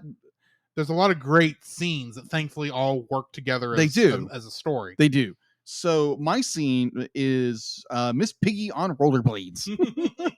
So the fact that it's a great chase scene. It is a great chase scene. So Miss Piggy has been stalking Kermit all over the place and getting madder and madder because him and Ginny are becoming friends. And that's all it is friends. Just friends. You know how hard that is to explain to people? I know. I know. It's like they're just friends. This is why this is not a love triangle thing. I mentioned to Francisco Sunday we were reviewing this movie. And he says, "Oh yeah, I didn't like that movie because the love triangle." So there's not a love triangle. Because it's an assumed triangle. Love triangle means that Kermit, as the focal point, because he would be the focal point if this was one, has to have romantic feelings for both Jenny and Miss Piggy. Yeah, he has no romantic feelings for Jenny. They're just friends. Now, granted, if things went the other way and he never saw Miss Piggy again, maybe that would change. But as the moment, that's not where it's going. And being someone who has been in those kind of situations before, trying to explain, be like, hey, we're just friends. That's all that's going on. Right. But yes, believe me. Yes, I've been in situations like that. Those are interesting. So it's Miss Piggy. She's already furious and she gets purse snatched. And you get another one of these great moments where some poor soul is having to be a body double. Have to wear a Miss Piggy suit. While rollerblading through Central Park. And it's very well done. It'd be like it's done well. And there's a great shot where she's angry that I think I posted on Twitter. Yeah. It's like so great. Which was like, does this make the Muppets kaiju? Apparently not, from what that conversation went. But anyway. But it's just like the overall tone of the scene. It's like, be like, you have a very mad Miss Piggy. And she's like missing her purse. Yes. And be like, you understand like the point she has in her life. She doesn't really have a whole lot, but she's trying to get her frog back. And this guy has snatched and like, man, this guy can run fast. Yeah. Oh my gosh. And then this whoever did the stunt work for Miss Piggy doing this rollerblade stuff did some really good work. And I was just like, I was impressed by this because I could think it was a smaller person, or maybe it was just like forced perspective in which they were shooting it. But this was done very well. It'd be like, and the point, like every time you saw Miss Piggy up close, it was this furious pig look, and it was hysterical. And the point where the thief, like, goes through here and here, and he thinks he's finally lost her, and he's hiding, he's pulling stuff out, and here comes Piggy over the side of the cliff, Yeah. just "Nyah!" like just pig rage, piggy rage. Rah! It's absolutely hysterical. She barrel tackles him, and it's just a great scene. And then you get the scene of Piggy and Kermit reuniting, and it's just a very well done scene. It's hysterical. It's funny, and I just really enjoy it. So yeah, that's my second. What's yours? Okay, before that, I do want to point out that I just looked up who the Miss Piggy stunt doubles were. Right. There were 3. Okay. In this for that sequence, but it doesn't specify. Cheryl Blackman, Denise Lucadamo, and Krista Tomasulo were Miss Piggy. At least one of those was at least Miss Piggy through some parts of the scenes. Oh, okay. All 3 at different points. Oh, okay. So yeah, my what are we on, number 2? Mm-hmm. My second one is the Jobs, all the other Muppets. Oh guys. gosh! Oh my gosh! Yes. You get Rolf's, where it's like the dog running the dog pound. That makes a lot of sense. Yes. And then also, but Rolf, we all want to get out. We all want to go home. And he starts howling along with them. And then while he's holding Mr. Schnookums, who was just dropped off, who apparently likes the rubber Wall Street Journal better than the rubber Washington Post. It's like, of course he does. He's from New York. Of course. And then you get Scooter at the running the movie theater, or passing out 3D glasses at a movie theater. That was a great scene. The Electric Mayhem doing the post office, the polka party, the polka festival, and poor Fozzie Bear getting sexually harassed in a cave. Oh my gosh! Yes. It's like, because at that point there, it's like, how did they do it? How do they all get to sleep so much? And then the bear next to him wakes up and says, "Oh," and it's obviously a female, says, "Oh, are you having a hard time going to sleep too? Here, why don't we cuddle?" And Fozzie's just going, like, I don't know what to do. But all of that pales in comparison. Oh my gosh. To Gonzo and his water acrobatics show with the chickens, who are not singing the song Gonzo said they were singing, by the way, because they were singing the William Tell Overture. But that poor guy who was driving the boat, who's like, doesn't want to be there, and he doesn't even follow the course, as everything goes to pot. Of course, it's Gonzo. The whole that's Gonzo. That's how all of Gonzo's stunts go. Yeah, of course, they go terribly wrong. They go completely and terribly wrong. That's the gag. So yeah, all of those sequences. I would even say Miss Piggy and Joan Rivers trying to sell perfume. Oh, understanding the full context, what's going on behind the scenes was absolutely hysterical. It makes more sense as to why it went that way. It does. Because it's like, it just went stupid for like 5 seconds. Like, of course it went stupid. They were drunk. They were a little tipsy. Just a little tipsy. Yeah, all of those are my second like. What's your third? My second like is there again, another scene. Third like. My third like is another scene. And it just fits so perfectly. So Kermit has lost his memory. He has amnesia. And he's in the diner. And he is confronted by the entire gang. And he doesn't remember who he was. And he's what's his name again? Phil. His name is Phil, and with Bill and Gil and Jill. It's so be like the gang is trying to. And they sell Ocean Breeze soap. It gets you clean. You mean just say what the product does? Has anyone ever tried that before? Oh my gosh. So be like they're trying to jog poor Kermit's memory. He has no memory of it. And what was I know what you're about to describe. Go ahead. so be like he's so be like Miss Piggy's like look at me, look at me, look at me. Be like I love you, be da, da, da, da, da. And he starts parading her. It's and saying everything any human watching this has ever thought. It's like, why would a frog and a pig fall in love? Exactly. The And I was like, oh my gosh, someone's gonna get hit. The only thing we don't get is the bouncing baby figs. And I don't remember what Muppet thing that is from. It's a lie. It's like that's always stuck in me. It's like what would their children be? Yeah. Bouncing baby figs. But it's absolutely hysterical. Like you said, the fact that they like it's every thought you've ever thought of ever watching Muppets anything. It's like a pig and a frog getting together. You know, sounds ridiculous. But it's just okay. Sorry, go ahead. It's the funniest thing where he is literally just letting all of our thoughts come out onto the screen, and it's absolutely hysterical. And Piggy slaps him. So the bouncing baby figs is from an early episode of the Muppet Show, episode 104, which is who was in that? Who's the guest in that one? The Ruth Buzzy episode. Yeah. In that, a robotic Kermit impersonator tells Miss Piggy, "Let me take you away from all of this. A marriage made in heaven, a frog and a pig. We can have bouncing baby figs." But overall, that scene is absolutely like it's really well done. It's a very well done. So like all these scenes in the movie is very well done. Like if you didn't have such a confident director as in Frank Oz, thank you very much.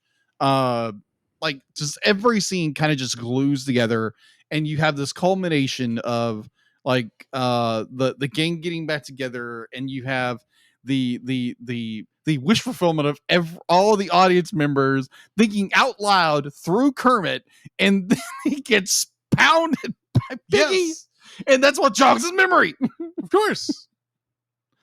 I was like, oh, I don't know. Be like, I can't remember exactly what he says, but it's absolutely hysterical. Mm-hmm.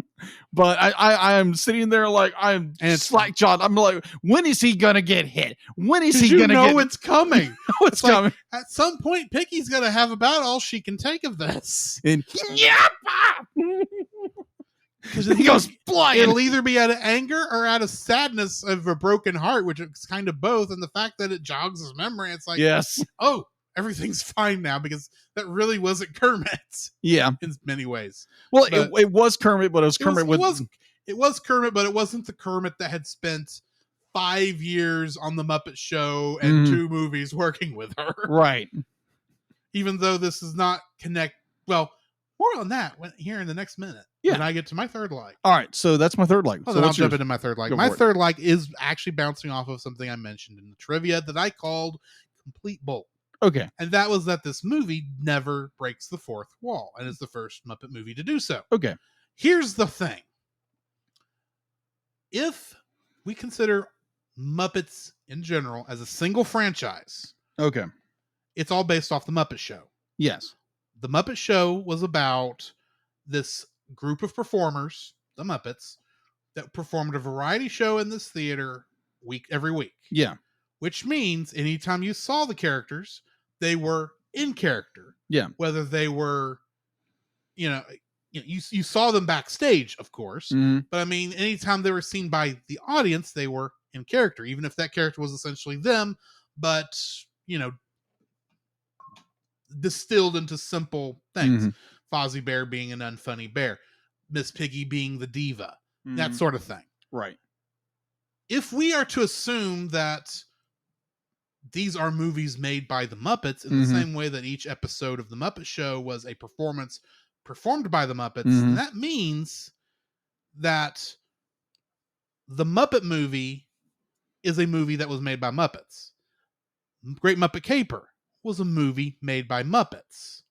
If you're following my thought process here. Yes. Muppets Take Manhattan is a movie made by Muppets. All the thought processes go through that mind. You can see this in the Muppet movie because throughout most of that movie, we are watching a movie that is at the same time being way the story works, being Mm. watched by the Muppets at their first screening of the film. Mm-hmm. That is the whole context of that film. Mm-hmm. Yeah. The Great Muppet Caper, they mentioned many times during their quote unquote fourth wall breaks that they're making a movie. Like somehow a cut that wasn't supposed to get in there made it into the film Right. accidentally. This film really doesn't have one of those spots, but if it's following the same logic the others are, which why wouldn't it be? Mm-hmm. Then this is a film about the Muppets making a movie about a group of performers making it big on Broadway. Okay.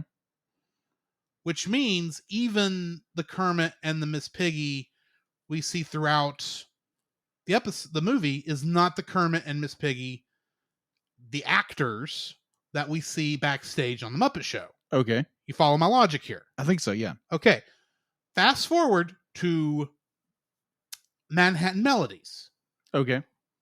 Before they go out on stage, when Kermit just gets his, I'm kind of bouncing off of where you left off.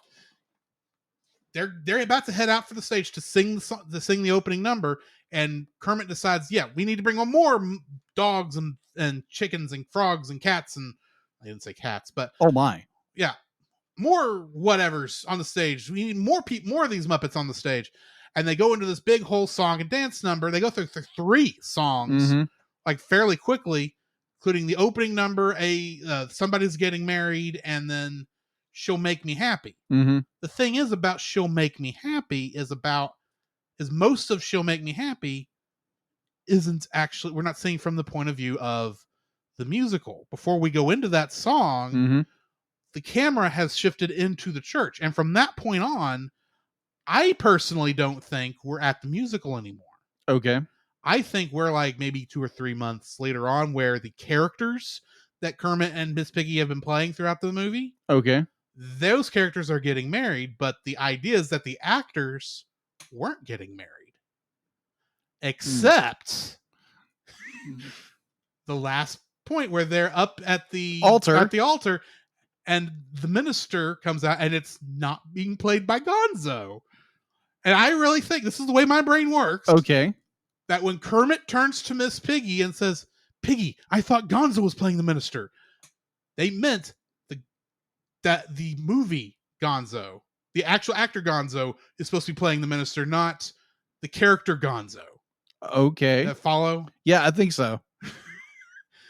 And in that moment, Miss Piggy, after 5 seasons of a television show and 3 movies, finally tricked Kermit the Frog into marrying her on screen.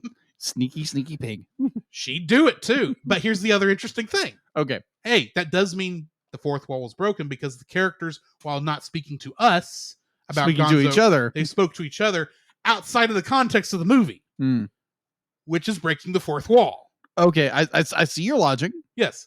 But here's the interesting thing. If you're following all of this as one franchise, and we're just happen to see these different movies the Muppets make, before this movie, throughout the TV show and the other 2 movies, the relationship between Kermit and Piggy has been the same will they, won't they kind of love relationship you see in other things like Cheers between Sam and Diane, other things like that. After this, you go to Muppet Christmas Carol. They're married in that. Now, they're playing Bob Cratchit and his wife. Right. But interesting, they have kids in that, which is also interesting. But interesting how we're in assumed marriage after that movie. Right. And then the next one where Kermit is playing I don't remember the names of the characters in Treasure Island, but Kermit is playing the captain of the ship from Treasure Island. Right. And Miss Piggy is like the reclusive love interest he used to have that got left on the island somehow. I don't remember the exact story. And it's not a will they, won't they. It's they have, and they've separated to some degree. Yeah, I remember that. Yeah. In other words, the moment the marriage happens in Muppets Take Manhattan, the relationship changed, and it stayed changed all the way up through even the Muppets and the Muppets Most Wanted. Really? Yes. And through all the other little things you see on there. Yeah, there's not a lot of points where Kermit and Miss Piggy get a chance. Even in even better, the ABC Muppet Show, Okay. the one that's the Office kind of ripoff. Yeah. The big selling point of that, they actually released, I'm not kidding here, a press release announcing that Miss Piggy and Kermit the Frog were breaking up. I remember that. It was a big enough deal. It's like the marriage that happened in the Muppets Take Manhattan is over. And they've gone their separate ways, yet Kermit is still producing her show.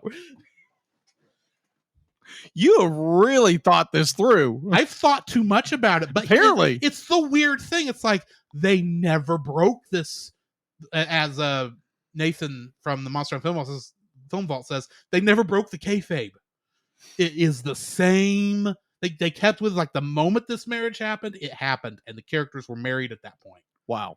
Okay. Of the actors who were playing the characters. Wow. And if you don't believe me about it, it's always actors playing it's always the Muppets playing characters. Mm-hmm. All you got to do is look at the opening credits of Muppet Christmas Carol, because after it says Michael Caine as Ebenezer Scrooge, what is the very next credit? Kermit the Frog as Bob Cratchit. Cratchit. Miss Piggy as whatever Bob Cratchit's wife's name is. I don't remember. Gonzo the Great as Charles Dickens, and Rizzo the Rat as himself. They literally play into that the whole time. Wow. And I need to see Muppet Treasure Island because it's been years since I've seen it. You've seen it since I've seen it. Yeah. Wow. But I wouldn't be surprised if they played into that there also. And it's just really interesting how they kept with that. Yeah. Now I don't know if all the little minor Muppet things that is interspersed in between there, like the Muppets Go to Walt Disney World and a couple of the other little things. Yeah. We will have to do the Muppets Go to Walt Disney World at some point because it's weird. Okay. But it's interesting. It's like, okay. So yeah, my third like, just so it's everyone's clear, Kermit the Frog and Miss Piggy finally get married. Okay. Awesome. Also, as a little bit of interesting trivia, during the wedding scene where you've got all the pigs on the bride side, mm-hmm. sitting next to each other are Link Hogthrob and Dr. Julius Strangepork, her co-stars on the Pigs in Space segments in the Muppet Show. Really? Yes. Wow. They're in tuxedos, not their spacesuits, but you can tell who they are. Wow. And the only memorable face on Kermit's side is Robin, but nephew Robin. But okay. Anyway, all right. So but many of those other frogs show up in like other things, such as the Muppets Go to Walt Disney World. Okay, gotcha. As Kermit's family. Interesting. I know too much. Apparently. Which is always a good thing when it comes to this stuff. Yes. So I want to make one side note. It's kind of a bonus, but side note. Mm-hmm. Like, so towards the end, they're about to leave for the theater, and they pull this. Bill, Gil, and Jill just go along with it. No, it's not that. It's not that. It's one of the cameos, which I was not expecting. Uh-huh. Brooke Shields.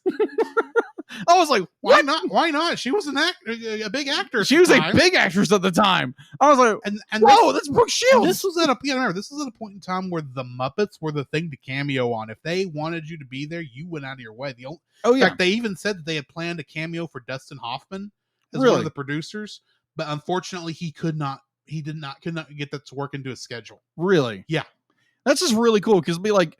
It's really interesting because when I saw that, I was like, whoa, that's Brooke Shields. Be like, I recognize a lot of these other characters. I didn't know who they were. I just recognized them. Yeah. Brooke Shields and like two others, like I knew who they were. And I was like, wow, okay, that's interesting. Mm-hmm. I was a little kind of like, that's the great thing about Muppet movies is you have no shortage of cameos. That is true. Because they always have to bring in the special guest stars, just like on the Muppet Show. Gotcha.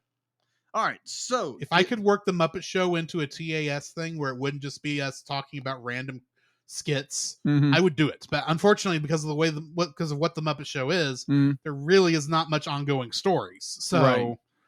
Well, we could do a special at some point, maybe in between series that we could probably do. I don't know, the Star Wars one.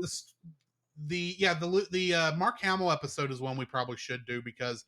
Holy crap, that episode was prophesying. Heavily prophesying. It's like if you didn't know any better, it was planned. But anyway, Oh my gosh. So let's get into our dislikes. dislikes. Yeah, what's your first dislike? My first dislike. Now, granted, this is not a slight against the film, Granted, and this is I'm wondering if we have the same dislike on one thing. maybe. So a lot of films do this, and then it automatically dates itself.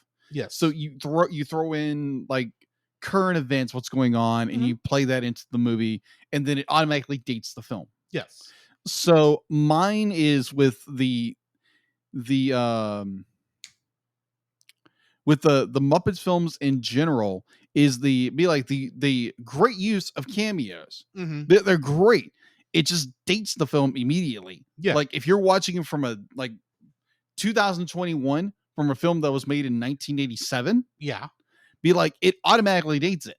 Be like, now granted, you can tell it's a dated film, but automatically you have to scratch your head. It's like, I recognize this actor, but I don't know who he is. Be like Brooke Shields or I know Brooke Shields because Brooke Shields Or Joan Rivers. Joan Rivers. When she wasn't made completely out of plastic. Yeah, she looked human. Yeah. I recognized her. I recognized what was her in the not the other diner. Oh, Lisa Minnelli? Yeah, Lisa Minnelli. I recognized her. Everybody else was like, what are these people? Because it was more be like if it's one of those films that if you watched it in 1987 when it came out, it's 84. like, oh yeah, huh? 84. Okay, it came out in 84. Yeah, that's right. It came out in 84. For some reason, I keep thinking 87. But for some reason, watching this film, I kept thinking I was halfway expecting because I saw a character come up from the sewers. I was halfway expecting a Ninja Turtle. It could have been. It could have been, but we're not far from the creation of Teenage Mutant Ninja Turtles, the movie. But it's like if you're watching it during the time period, it's like, oh yeah, I know exactly who these people are. It's like, blah, blah, blah, blah. Now, granted, 30, 35, nearly 40 years later, it's like, who are these people?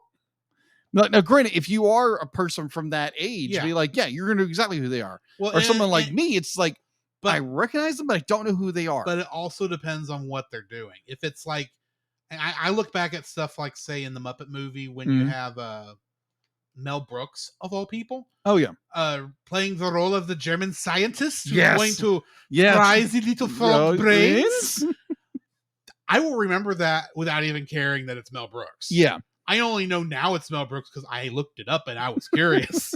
It's like, oh, that is Mel Brooks playing a stereotypical German scientist, and I bet he's playing him like he's a Nazi because Mel Brooks is Jewish and likes making fun of Nazis.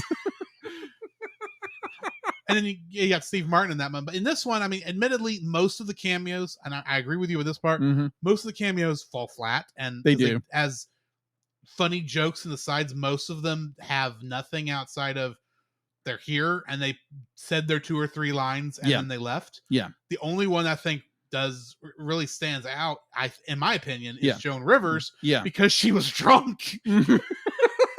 That is so true. She and Miss Piggy were drunk in a store, which is hilarious. Oh my gosh! And don't get me wrong. Even the skater, who's I don't you said you recognize the actor when you saw him. Yeah, I don't. Unfortunately, he's got a memorable part there because it's like he's the one that Miss Piggy stole the skates from, and he comes up and is trying to get the skates off of her, and she says, "You gave Jenny the Huggies. You gave Jenny the Huggies, dude." Oh yeah, I forgot about you. Give Jenny the Huggies because he's like on Kermit's side for a quick second. It's like the whole bit with him is hilarious. It is hilarious, but at the same time, I have no idea who he is. So it's like when those cameos fit, they're great. When they don't fit, yeah, exactly. And that will be a similar problem that's going to run into you're going to run into with any Muppet movie that has tons of cameos. Exactly. Admittedly, great Muppet Muppet Christmas Carol and Muppet Treasure Island, since they don't have any cameos outside of the big name actors that got to play major roles, right? We don't have that problem with them. But you get to the Muppets, you're going to have like Jim Parsons playing a character. In 10 years, who's going to know who Jim Parsons is? Yeah. In all honesty, yeah, nothing against Jim Parsons, right? And for those who don't know, Jim Parsons is Sheldon on The Big Bang Theory. Yeah, but honestly, he's. A couple years, you go back and watch the Muppets, you're going to look at that and go, who's that guy? Yeah. unless you're like a big fan of of the Big Bang Bang Theory. And which, maybe so, but at the same time, it's like, it's funny when you see it, especially considering the context. Yeah. But yeah, in this movie, most of the cameos aren't even well acted. No, they're not. For the most case. Except I would say the best one actually is Art Carney, because I didn't realize that was Art Carney. Okay. Because honestly, I just thought that was an actor they hired to play this one role. I didn't think of it as a cameo. But it's a cameo, technically, because he only has 5 lines throughout the whole movie. Right. So, yeah. Yeah. So I agree with you there. Okay. Yeah. So that's my first dislike. My first dislike is the Muppet Babies. Really? I hate that scene. Oh, really? Seriously, I watched Muppet Babies growing up. Mm-hmm. I have pleasant memories of Muppet Babies growing up, but I will tell you this right now, they are annoying. Indeed. There's some funny bits in there, don't get me wrong. But I can't watch. Unlike the Muppet Show, where I probably could watch like 5 or 6 episodes in a row and not care. Yeah. And enjoy it. Or I could watch maybe 2 or 3 of these movies back to back. Muppet Babies, I'm looking at one episode and then I may not touch it for a month because the voice acting is a little on the annoying side. Mm-hmm. And the fact that, and that's the reason for that. Now, I will say, I appreciate that the Muppet Babies show replicates the look not only of the nursery, but of all the costumes in the movie. Almost scarily accurate for the TV show, even though Skeeter wasn't in the movie. Right. But, and I think it's actually a lot of that. And while the song there is kind of, catchy, most of, I appreciate how well the puppetry is done in that section. I just don't like it because of all the Muppet things out there, Muppet Babies is the thing I like the least. Got it. And this is the most annoying part of it, is it's in this movie and it's just like front and center, and you've got a good 3-4 minutes of this song, of which it's repeated halfway through. Yeah, agreed. So it's like, and I've never been a big fan of the Miss Piggy songs in general. Okay. So, yeah. All right. That's the fair. Miss Piggy, the Muppet Babies part of this film is one of the things I don't like. Okay. Well, I'd be like kind of bouncing off your number one. Be like now understanding where Muppet Babies came from. They'll be like, yes, it's a very annoying scene. But like, but contextually, it makes sense. Yeah, in the context of the movie, it makes sense. It's just like most Miss Piggy stuff, it's annoying. It is annoying. It is completely annoying. So here's my second dislike is where the whole bit of the group going to New York to get their Broadway get their show on Broadway, become famous, what have you. And so they break up, and like we don't know how much time has passed between the time they broke up and they come back together. Yeah, like there's no indefinite time. The only time scale we have is that Kermit was missing for 2 weeks because they had 2 weeks to get the show made after that meeting. Right, which is absurd. Yeah, which especially all of the sets they built for that. Yeah, there's no way that was a reuse from everything, especially since half the props during that middle song are puppets themselves. Yeah. And being somebody like you worked on plays before. I worked on my senior year project, and like that took months to create. Bear in mind, when you're talking about professional theatrical work, you aren't talking about 2 hours a day after school. That is true. You're talking about 8-hour days, and a lot of that, even though it's different for each thing, right?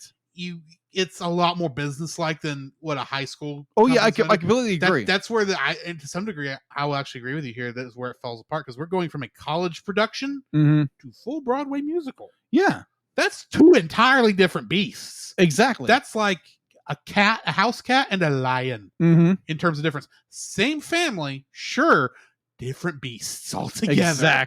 Exactly. So like mine kind of goes deeper with it. It's like, okay, you have these characters, they break up for an unknown period of time. We don't know how long they've been missing or been apart. And then you have this be like, they get on stage and they instantly know everything that's going on. Be like, they know all their cues and everything like that. Be like, well, here's the thing. We know probably at the very least, everyone but Kermit has been on stage for a week.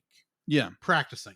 Believe it or not, after a week of practicing, you probably would know your cues. Oh, yeah. You might mess up from time to time, granted, but you probably know when you're supposed to be on this part of the stage, when you're supposed to be on that part of the stage. Yeah, I completely agree with that. Most of them did that in college as their senior variety show. Right. So as someone who actually had to perform the same play on multiple different stages, which does constitute sometimes slight rearranging of things and changing things up. Right. It's still possible that they remembered everything and only had to make minor changes to account for the Biltmore stage. Yeah. That makes sense. But at the same time, 2 weeks is very quick to produce that many sets. Yeah, agreed. It'd be like that's fast as they were going. Yeah, it is a little absurd. It's a little absurd, and definitely the dramatic difference between, like you said, with a college performance and then a Broadway performance performed, and this show gets sold out somehow in 2 weeks. Good night. You barely had time to advertise. Yeah, exactly. And like the father's the man, it's 2 weeks, but it's like 2 months or whatever. Probably it's 2 weeks because there was an opening at that theater. Probably for that 2 weeks. Probably in that 2 weeks, and the next play wasn't going to be there for maybe another month, and so they needed something there, and that was like, oh well, we got this thing popping in. That's my rationalization. That makes sense. But at the same time, man, is that a quick turnaround? That is a very quick turnaround. So. And they're going to be like, I wish they would have done more like scenes where you had the rest of the crew, they were practicing something, but like maybe they weren't as energetic. All we got was a montage. Yeah, all we got was a montage. That was it. So there was no real, be like, you see them be like they're making the costumes and stuff like that, but you don't see them performing like they've been doing this. Yeah. So from my perspective, from a more artistic standpoint, they really haven't been rehearsing. Well, and you also have to remember that this is a throwback to like the older style of some movies, like say White Christmas. Okay, where you have these big theatrical performances and they literally had a month to learn them. That is true. It is Hollywood after all. Yeah, I mean, you're supposed to look at this and go, it's like, yeah, I can believe they figured this out in a week. Yeah, you're supposed to accept it and move on. It's because it's a throwback to that sort of thing. Yeah, agreed. It's not meant to be accurate to how long it probably would have actually taken to get all this ironed out. Oh, completely agree with that. Yeah, it's be like it's very much a nitpick. And yeah, that's my number 2. What's yours? My number 2, I mentioned this kind of earlier. This movie depicts New York City. Oh, yeah. The way New York City has always been depicted. Kind of a little bit of a garbage can in many ways. Not the actual word I want to use here, but we are a PG show. Yes.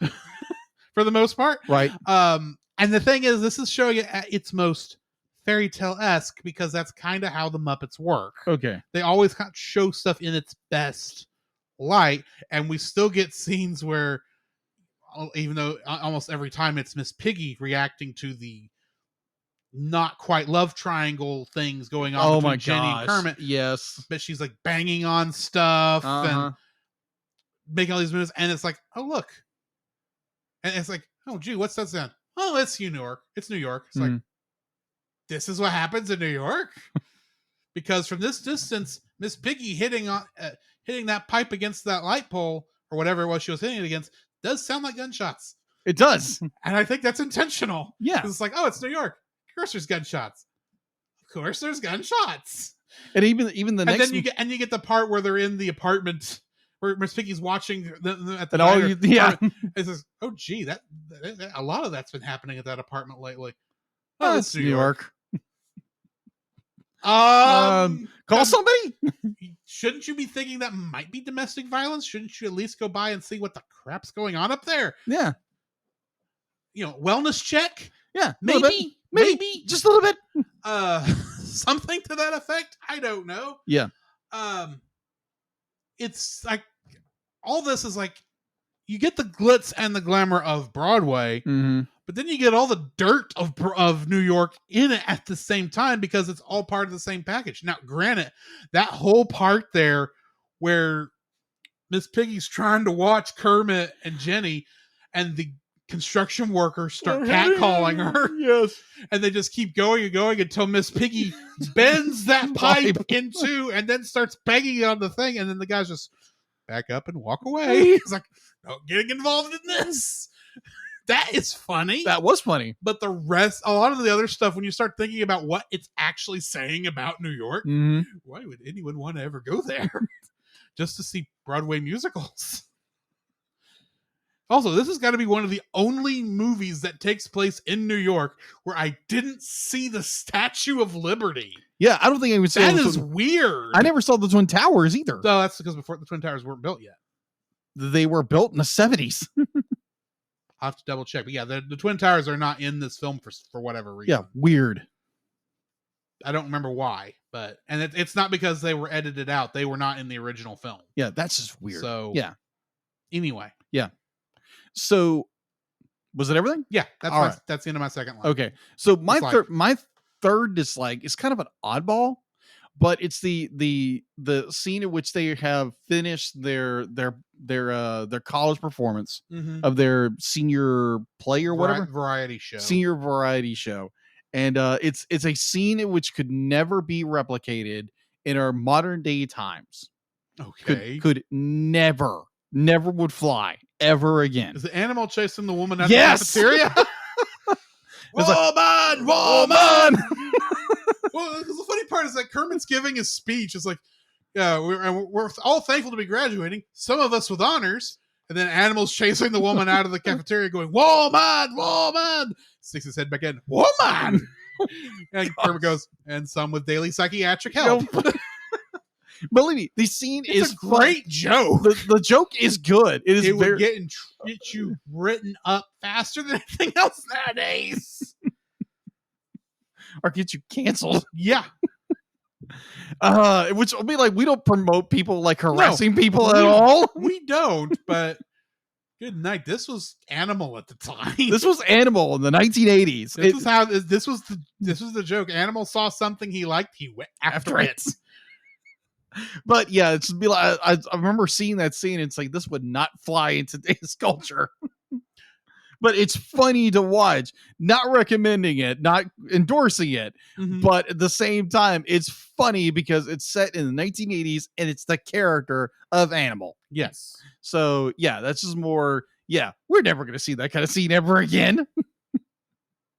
I'm trying to remember if in the Muppets or Muppets Most Wanted what Animal does in that one, but I don't remember.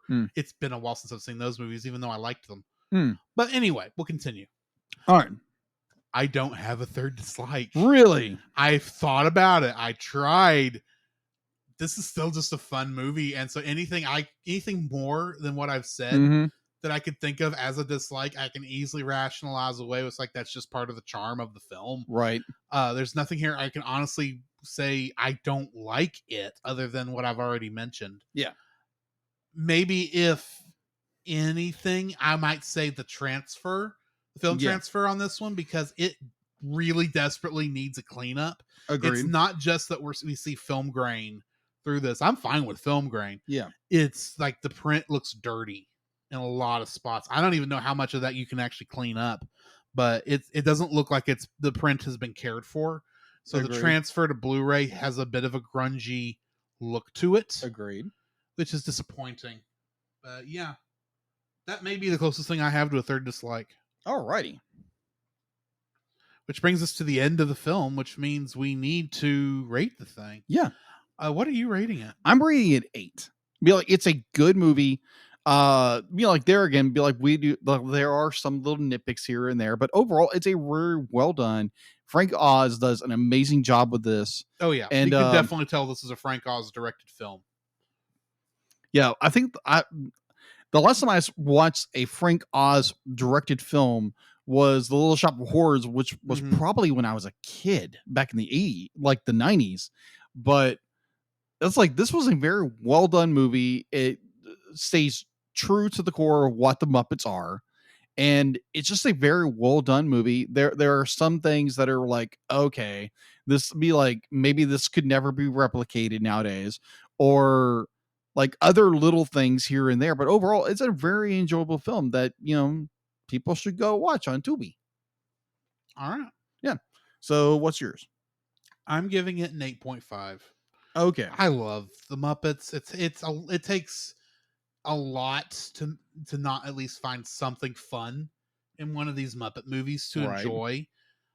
Yeah, as we will start getting later and later into it, when Disney starts taking over, they do start kind of getting this. It's hard to say kids movie feel when, in all honesty, all these movies are technically kids movies, Right. but at least all of these classic ones, and I would say even Great Muppet, Muppet Christmas Carol. I keep Right. wanting to call that Great Muppet Caper for some reason. It's a different movie. Yes. I think they have a bit of an adult bent to them. And I guess and it's been so long since I've seen Muppet Treasure Island, I don't remember how that one handles it, but I remember it being a little kiddie. Even though it mentions death in the black spot, but this is literally like the end of an era. In many ways, this is the end of the original Muppets. This movie is, because it's 10 years until the next Muppet movie. By then, Jim Henson has passed, and all of his characters have had to been passed off to different players, mostly Steve Whitmire, who is now no longer the voice of Kermit the Frog. He's been passed on to somebody else because Steve Whitmire made somebody mad at Disney. I don't remember the exact reasoning behind all that, but this is pretty much like, if you were to consider like the original Muppet show, right, and its movies as one thing, this is like the final episode. Okay. This is the Avengers Endgame of the original Muppet run. Okay. It's really kind of how I think of it. And so this, as a send-off, and especially ending at and finally answering the will they won't they question between Kermit and Piggy, I highly appreciate it, and it's enjoyable, and yeah, it's all good. Awesome. Which brings us to the end of this movie, which means we need to announce our next movie and ask the trivia question for it. Jacob, what is our next movie? Wonder Park. Wonder Park, yes. And the trivia question for this one is: what credit that is in every other movie in existence, not in Wonder Park, that nearly got them in trouble with one of the unions? Ooh, that's interesting. We'll find out next week. Indeed. Besides that, we now need to jump into some Rapunzel's Tangled Adventure stuff.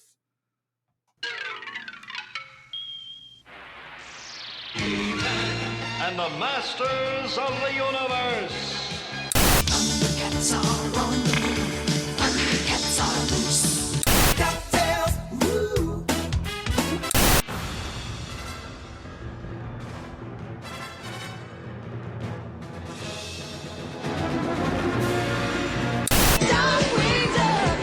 Let's get dangerous.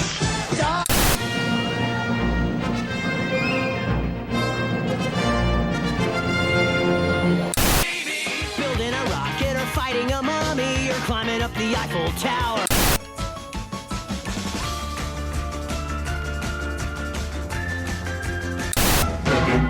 The Pinky and the brain.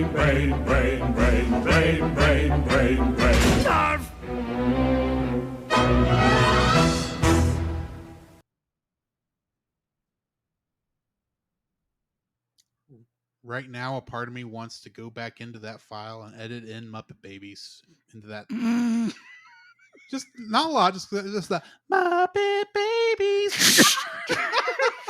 Do it. That'd be awesome. But not right now. Yeah, not right now. Anyway, we are talking. Of course, we're in the middle of the episode. Yes, Rapunzel's Tangled Adventure. I've lost which episode numbers we're on, but we are episode 12. Season 2. Is it 12? 12. Probably 11, I'm guessing, because we're on odd numbers. Hold on. Because that first episode of Outside the Corner Walls messes it up because a lot of places quote it as one episode instead of two. Why aren't I just looking at Disney Plus?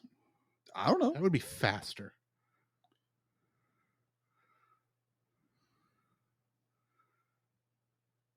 Yeah, Rapunzel and the Great Tree is the next episode. 13. Okay. We're on episode 13. Okay. Double All right. checking. Yeah, 13. Curses. Okay, 13. Curses. So we are reviewing season 2. Curses! Season 2, episode 13. Yes. Curses. I think I made this joke last time too. You did. I'm going like all Mojo Jojo. Curses. There's no such thing as curses. Or is there? Okay. This episode was directed by Stephen Sandoval and written by Kelly Hannon. Synopsis is Rapunzel meets again with Madame Con Artist and Vigor the Visionary. Oh, gosh. Boy, Yeah. how this is matched up with the movie. We already had a con artist tonight. True. Vigo issues a curse on Rapunzel shortly before she and her friends cross a dangerous mountain pass. Guest cast for this includes Carol Kane as Madame Con Artist and D. Bradley Baker as Vigor. Similar to Vigor the Visionary, Vigor stares at Eugene weirdly again at the end of the episode for almost no good reason in this one. The episode is based around the placebo effect. Because when Rapunzel thought bad luck would happen to her, they do, and Eugene's lucky moose tooth causes it not to be bad luck. True. That's the trivia for this. What are your thoughts on this episode? My thoughts on this episode, it's like these two episodes are very much travel episodes. Oh yeah. Be like we're trying to get from because that's the thing we point talked A about. to point B. This is the thing we talked about a couple weeks ago. It's like season 2 has got these episodes where we're at a location for a number of episodes. And then we have a couple travel ones until we're stuck at another location for a number of episodes. Yeah. We're in the travel part. Yeah, we're in travel mode. Interestingly, even the next big episode that's technically an hour long is also technically a travel episode, even though there's a big moment in the middle of it. Yeah, quite a few big moments, actually. Really big moment. Yeah, huge.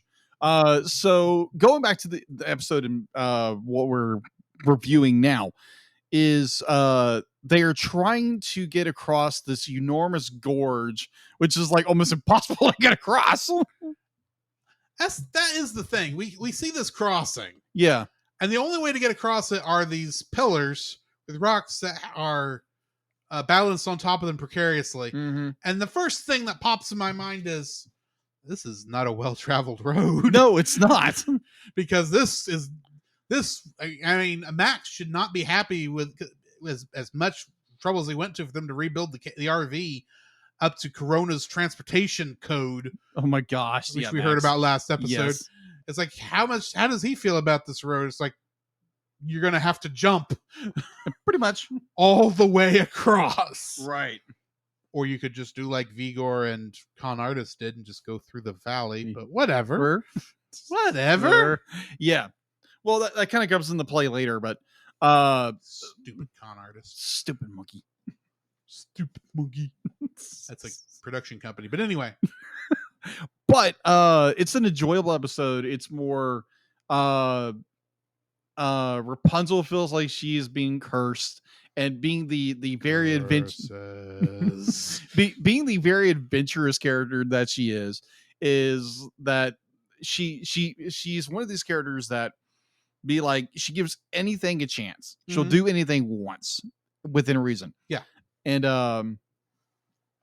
she already did this once. That's the problem. That is true. She did do this. Now one. she's doing. Well, she didn't ask for a vision. She just went to get her telescope back. Yeah. Which, I'm sorry.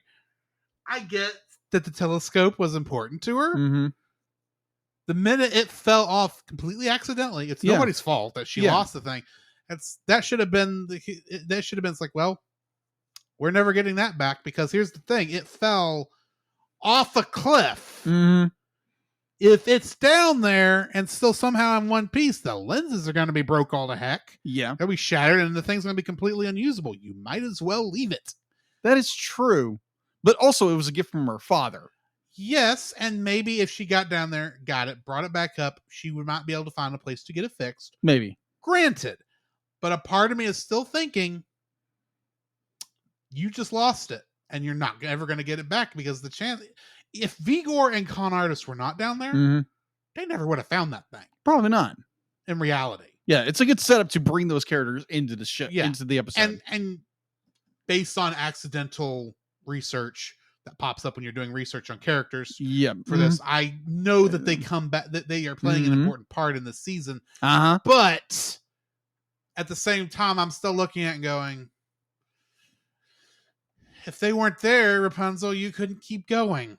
That is true. Not with your telescope, anyway. That is true. Be like, yeah, it's one of those more that, do you believe in curses? Do you not believe in curses? Yeah. Be like, do you believe that? Be like, if you do something, you're curses. Yeah. It'd be like, are you doomed forever to be, you know, so that the so-called curse is going to follow you around.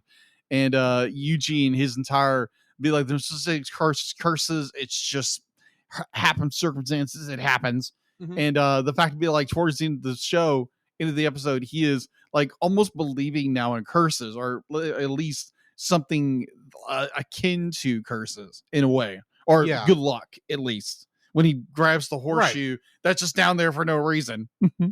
Well, he's got to pick that up for Max and Vanellope. I couldn't think of the girl horse's name. Yeah, Vanellope. Because literally she has done nothing but be Max's girlfriend. Yeah. And not even that much of that. She's just been the other horse pulling the carriage. That is true. It really does feel like, unfortunately, that horse only exists because Max couldn't pull that thing by himself. Yeah. They've done nothing with her. But anyway. That's true. But overall, I do like that we do get a little more like what is going on with Vigor. It's like, yeah, he's this, you know, weird monkey that is odd, but he has those little moments where it's just like he's looking straight at him. There's more going on here than we're pointing at, but we don't want to tell you what it is yet. Yeah, more than meets the monkey paw. Yeah. But overall, like, it's a great episode. It's giving into the fears, giving into the paranoia of a curse, or I'm being possessed, something's haunting me, or something like that, and you just threw a toy at me. Not intentionally. Not intentionally. But you threw a figure at me, let's say that. Guardian. Huh? A guardian. A guardian. What, are you throwing your guardian at me now for be like, I can, defend your keyboard? No, that's not it. Deedle, give me a mark. But yeah, overall, it's a great episode. It does kind of show that, be like, a curse is simply, the placebo effect, like you said before. It's just like, be like, it's the idea, be like, if you believe something hard enough, you make yourself believe it. Yeah. And you fall into the traps of it, and be like, you find yourself, you are consumed by it. And once you are brought out of that, you're brought out of that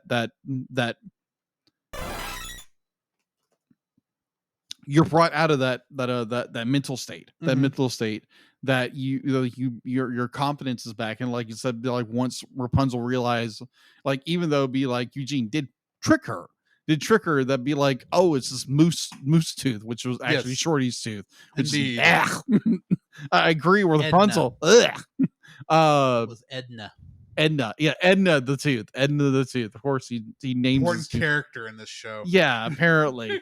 But it's just, it's learning not to be consumed by. It's basically not consumed by fear, or like be like I believe it, some such thing as curses. Yeah, and I really like where they kind of touch on the idea of those general points, and it's a really good episode, and it leads into other things that are going to happen later in this season. Right. Thoughts? I mean, I'm in a different position than you are, because you've seen the whole show. Yes. At this point, I've seen this episode before, and like the next couple episodes, but I have no idea where we're going. So I have vague ideas where we're going. Yes. So I honestly don't know what episodes are important in reality and which ones are just filler. Now, granted, a lot of these episodes, even if they pretty much are filler episodes, they have something that moves the overall Mhm. plot along or helps you understand characters better. Yeah. So it's not like complete filler that doesn't need to exist at all. Yeah. But this episode, for the most part, it's it it doesn't even really do much to make me worry about Vigor, even though it's his second episode, Right. because outside of ooking and ocking, a couple of words that Madame Canardist, I still love that. yeah, that translates as this curse of bad luck. Mm-hmm. I mean, the whole gist of the episode is that bad luck that he did nothing. Mm-hmm. All he did was make her think that she had bad Yeah, luck. got in her head, Which means the monkey really did nothing, which doesn't make me worry about who, at least at this point, doesn't make me worry about who Vigor actually is, even though there's more to him, obviously, than what they're actually showing right now. The fact that a character like this has shown up this quickly in the series is already worrisome, not worrisome, but already kind of telling, because you think about other characters who showed up, like most characters who show up, they showed up in one episode, and then unless that episode happened to be kind of lead into the next one, we almost never see those characters again until like a whole nother season has passed. Right. Like Red and Angry. There are almost a whole season's worth of episodes passed between Big Brothers of Corona and the first Vigor the Visionary episode. Yeah. We get all the stuff with Varian like every 5 or 6 episodes, but he was with them walking distance of where the princess was for most of the time. Not at walking distance, but he was with. It made sense he could come back regularly. Right now, Rapunzel and the crew are on a trip. Now, yes, they are on apparently a little bit of a circuitous trip, since they're able to, especially in the next episode, be able to be close enough they can get Stallion back involved in things. Yeah. But the fact that this character showed up this quickly and doesn't have any, and has a vague story arc at best so far, especially when all it is, it's obviously all a con to some degree. Or at least that's how they keep presenting it. Right. It's really telling that there's more to Vigor and Madame Canardis than they're showing. Now, I don't know what Madame Canardis could be doing. Yeah. Considering I kind of accidentally found out that Vigor is connected to like the main plot directly. Yeah. For lack of a better term. I don't know how she's connected in, but it is interesting. For the most part, the episode almost could be written off as just a standard episode where the characters learned an important lesson about life that everyone needs to learn. Right. But for the overall plot, this has very little to add to it other than we had this guy come back that's obviously important, but we're still not telling you who he is. So, I mean, it's not a bad episode. It's just not pushing the story as forward as I want. True. And that's really the problem we've run into, in my opinion, for the last really every episode since Beyond the Corona Walls is, we're following these black rocks and where they're pointing, but there's not much addition to the story overall. I mean, we had some stuff with Keeper of the Spire and then the Forest of No Return, introducing these obvious important characters, but are really getting into who these characters are and important plot areas. But for the most part, it's an okay episode. It's just not, top of the line. Right. Totally. There's nothing here that made me like laugh really hard. This was just like a normal episode. Yeah. Not bad, but not necessarily good. Agreed. Next episode. If I assume you're ready to move on to the next episode. The next episode is The Eye of Pencosta, directed by Joe O and Jeremy Shipp. Guest cast for this includes Yvonne Strahovski as Stallion, Curtis Armstrong as Constable Lumph, Lil Ray Howery as Virtuous St. Goodberry, Danny Trejo as the Malice Marauder. Okay, I remember that. and Jake the Snake Roberts as dart-playing thug. Really? Yeah. At this point, Disney was just throwing famous people into stuff, I think. Apparently. Because you wouldn't know that's who these people were No. unless you looked it up. Yeah. Because there's these are just characters. Anyway, synopsis for this one. The group arrive in the town of Pencosta, but Eugene is immediately thrown in jail for having previously stolen the town's largest diamond, the Eye of Pencosta. The sheriff declares Eugene to work in a deadly copper mines, and soon the rest of the group are thrown in jail. Rapunzel negotiates with the sheriff to find and retrieve the Eye of Pencosta in exchange for everyone's release, but must return in 2 days. Rapunzel confronts Eugene about theft, who reluctantly reveals he previously worked together with Stallion, forcing Rapunzel to seek Stallion out and persuade her to help. Rapunzel and Stallion track down the new owner, Mr. Goodberry, who agrees to hand over the eye if they participate in a wrestling match. Rapunzel agrees, but Stallion double-crosses her, having secretly stolen back the eye, and intends to use it to free Eugene and win him back for herself. Rapunzel is left to fight on her own, but Stallion returns with a change of heart after finding a letter Rapunzel previously wrote to her, encouraging her there is good in everyone. Bull. Agreed. Rapunzel and Stallion are declared the winners in the 2-part ways, but not before Stallion reveals her acceptance to Eugene and Rapunzel's love for each other. Rapunzel returns to Pencosta with the jewel, setting Eugene and the group free. I said bull about there being good in everyone because theologically that's not true. Yeah. Well, people. But I will accept it solely on the idea that relatively, yeah, to each other, yeah, there is good in everyone. Right. But true goodness, different. No, we're all evil.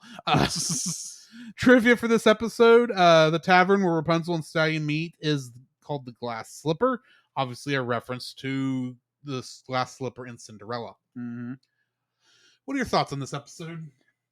This is more there again. It's the travel episode. We go to a town we really don't get to meet. Yeah, at all. We don't stay here long, thankfully. No, and Eugene gets thrown in because of his past, his Flynn Rider days, and it's basically a episode where a part of Eugene's past comes back as in Stallion, and her and Rapunzel have to work together. Mm-hmm.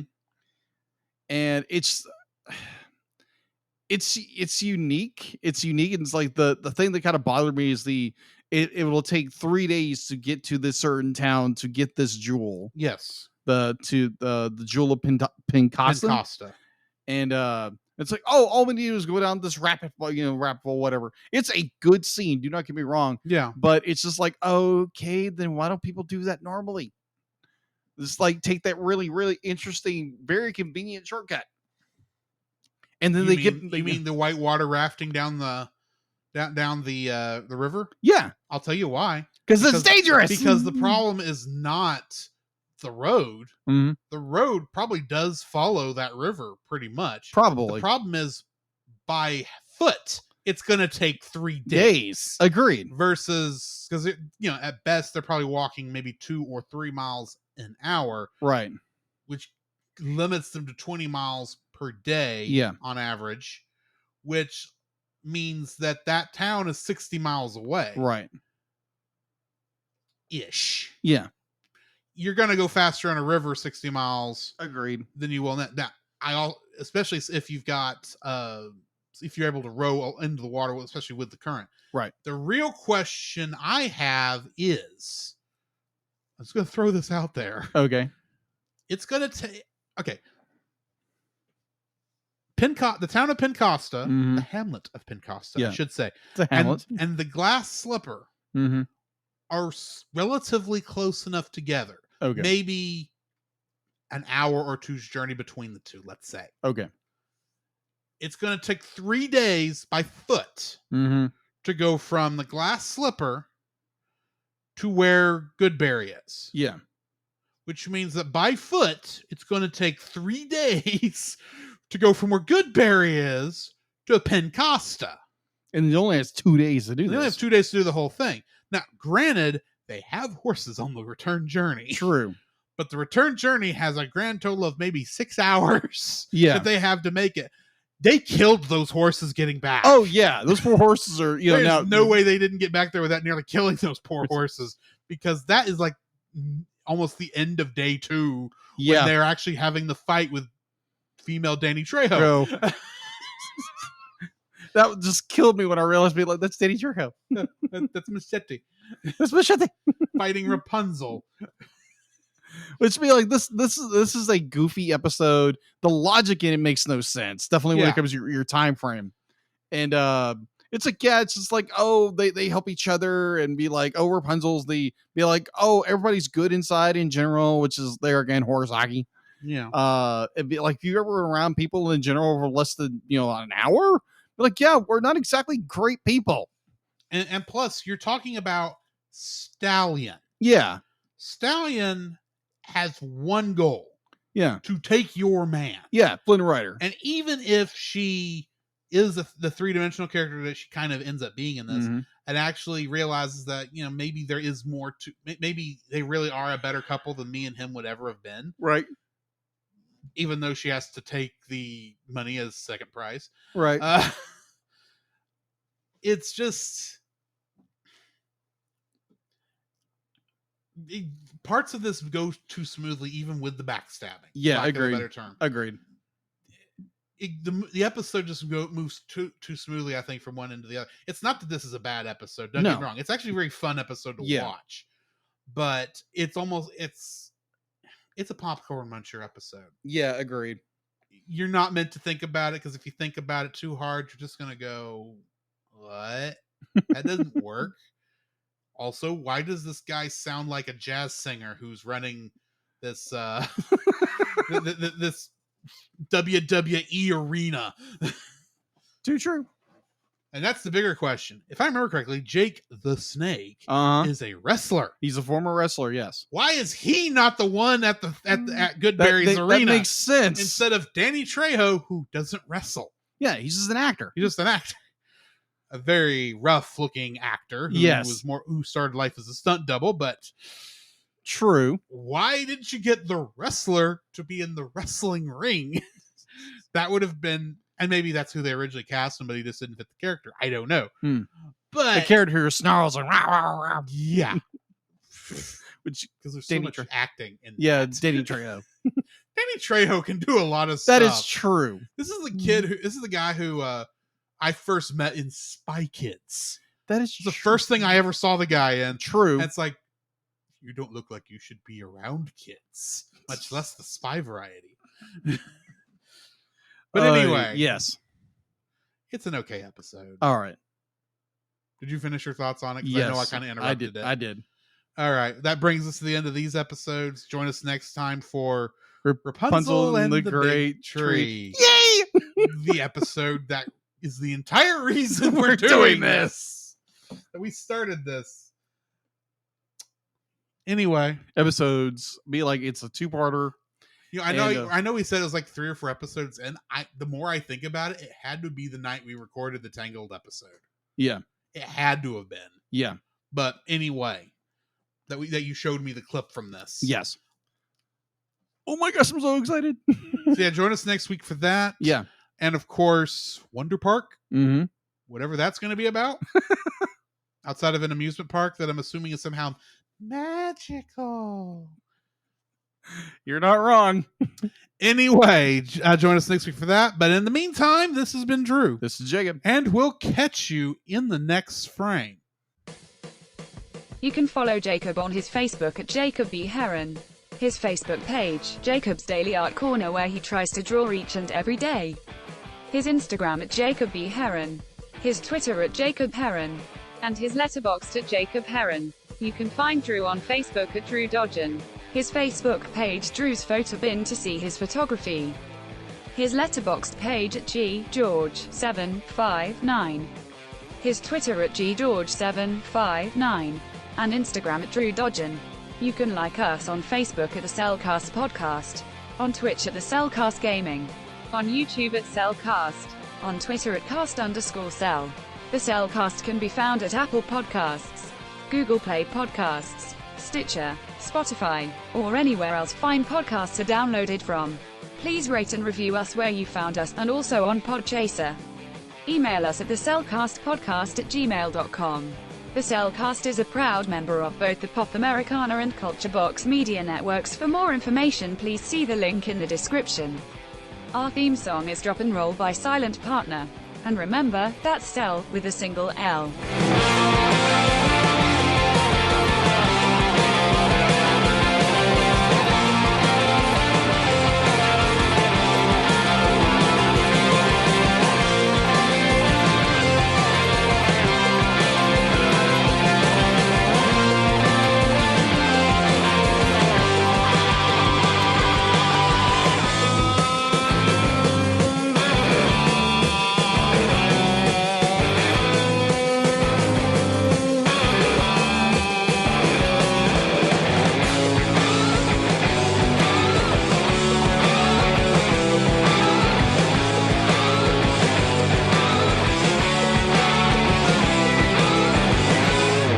Maybe we should add more special effects, like exploding socks. Waka waka!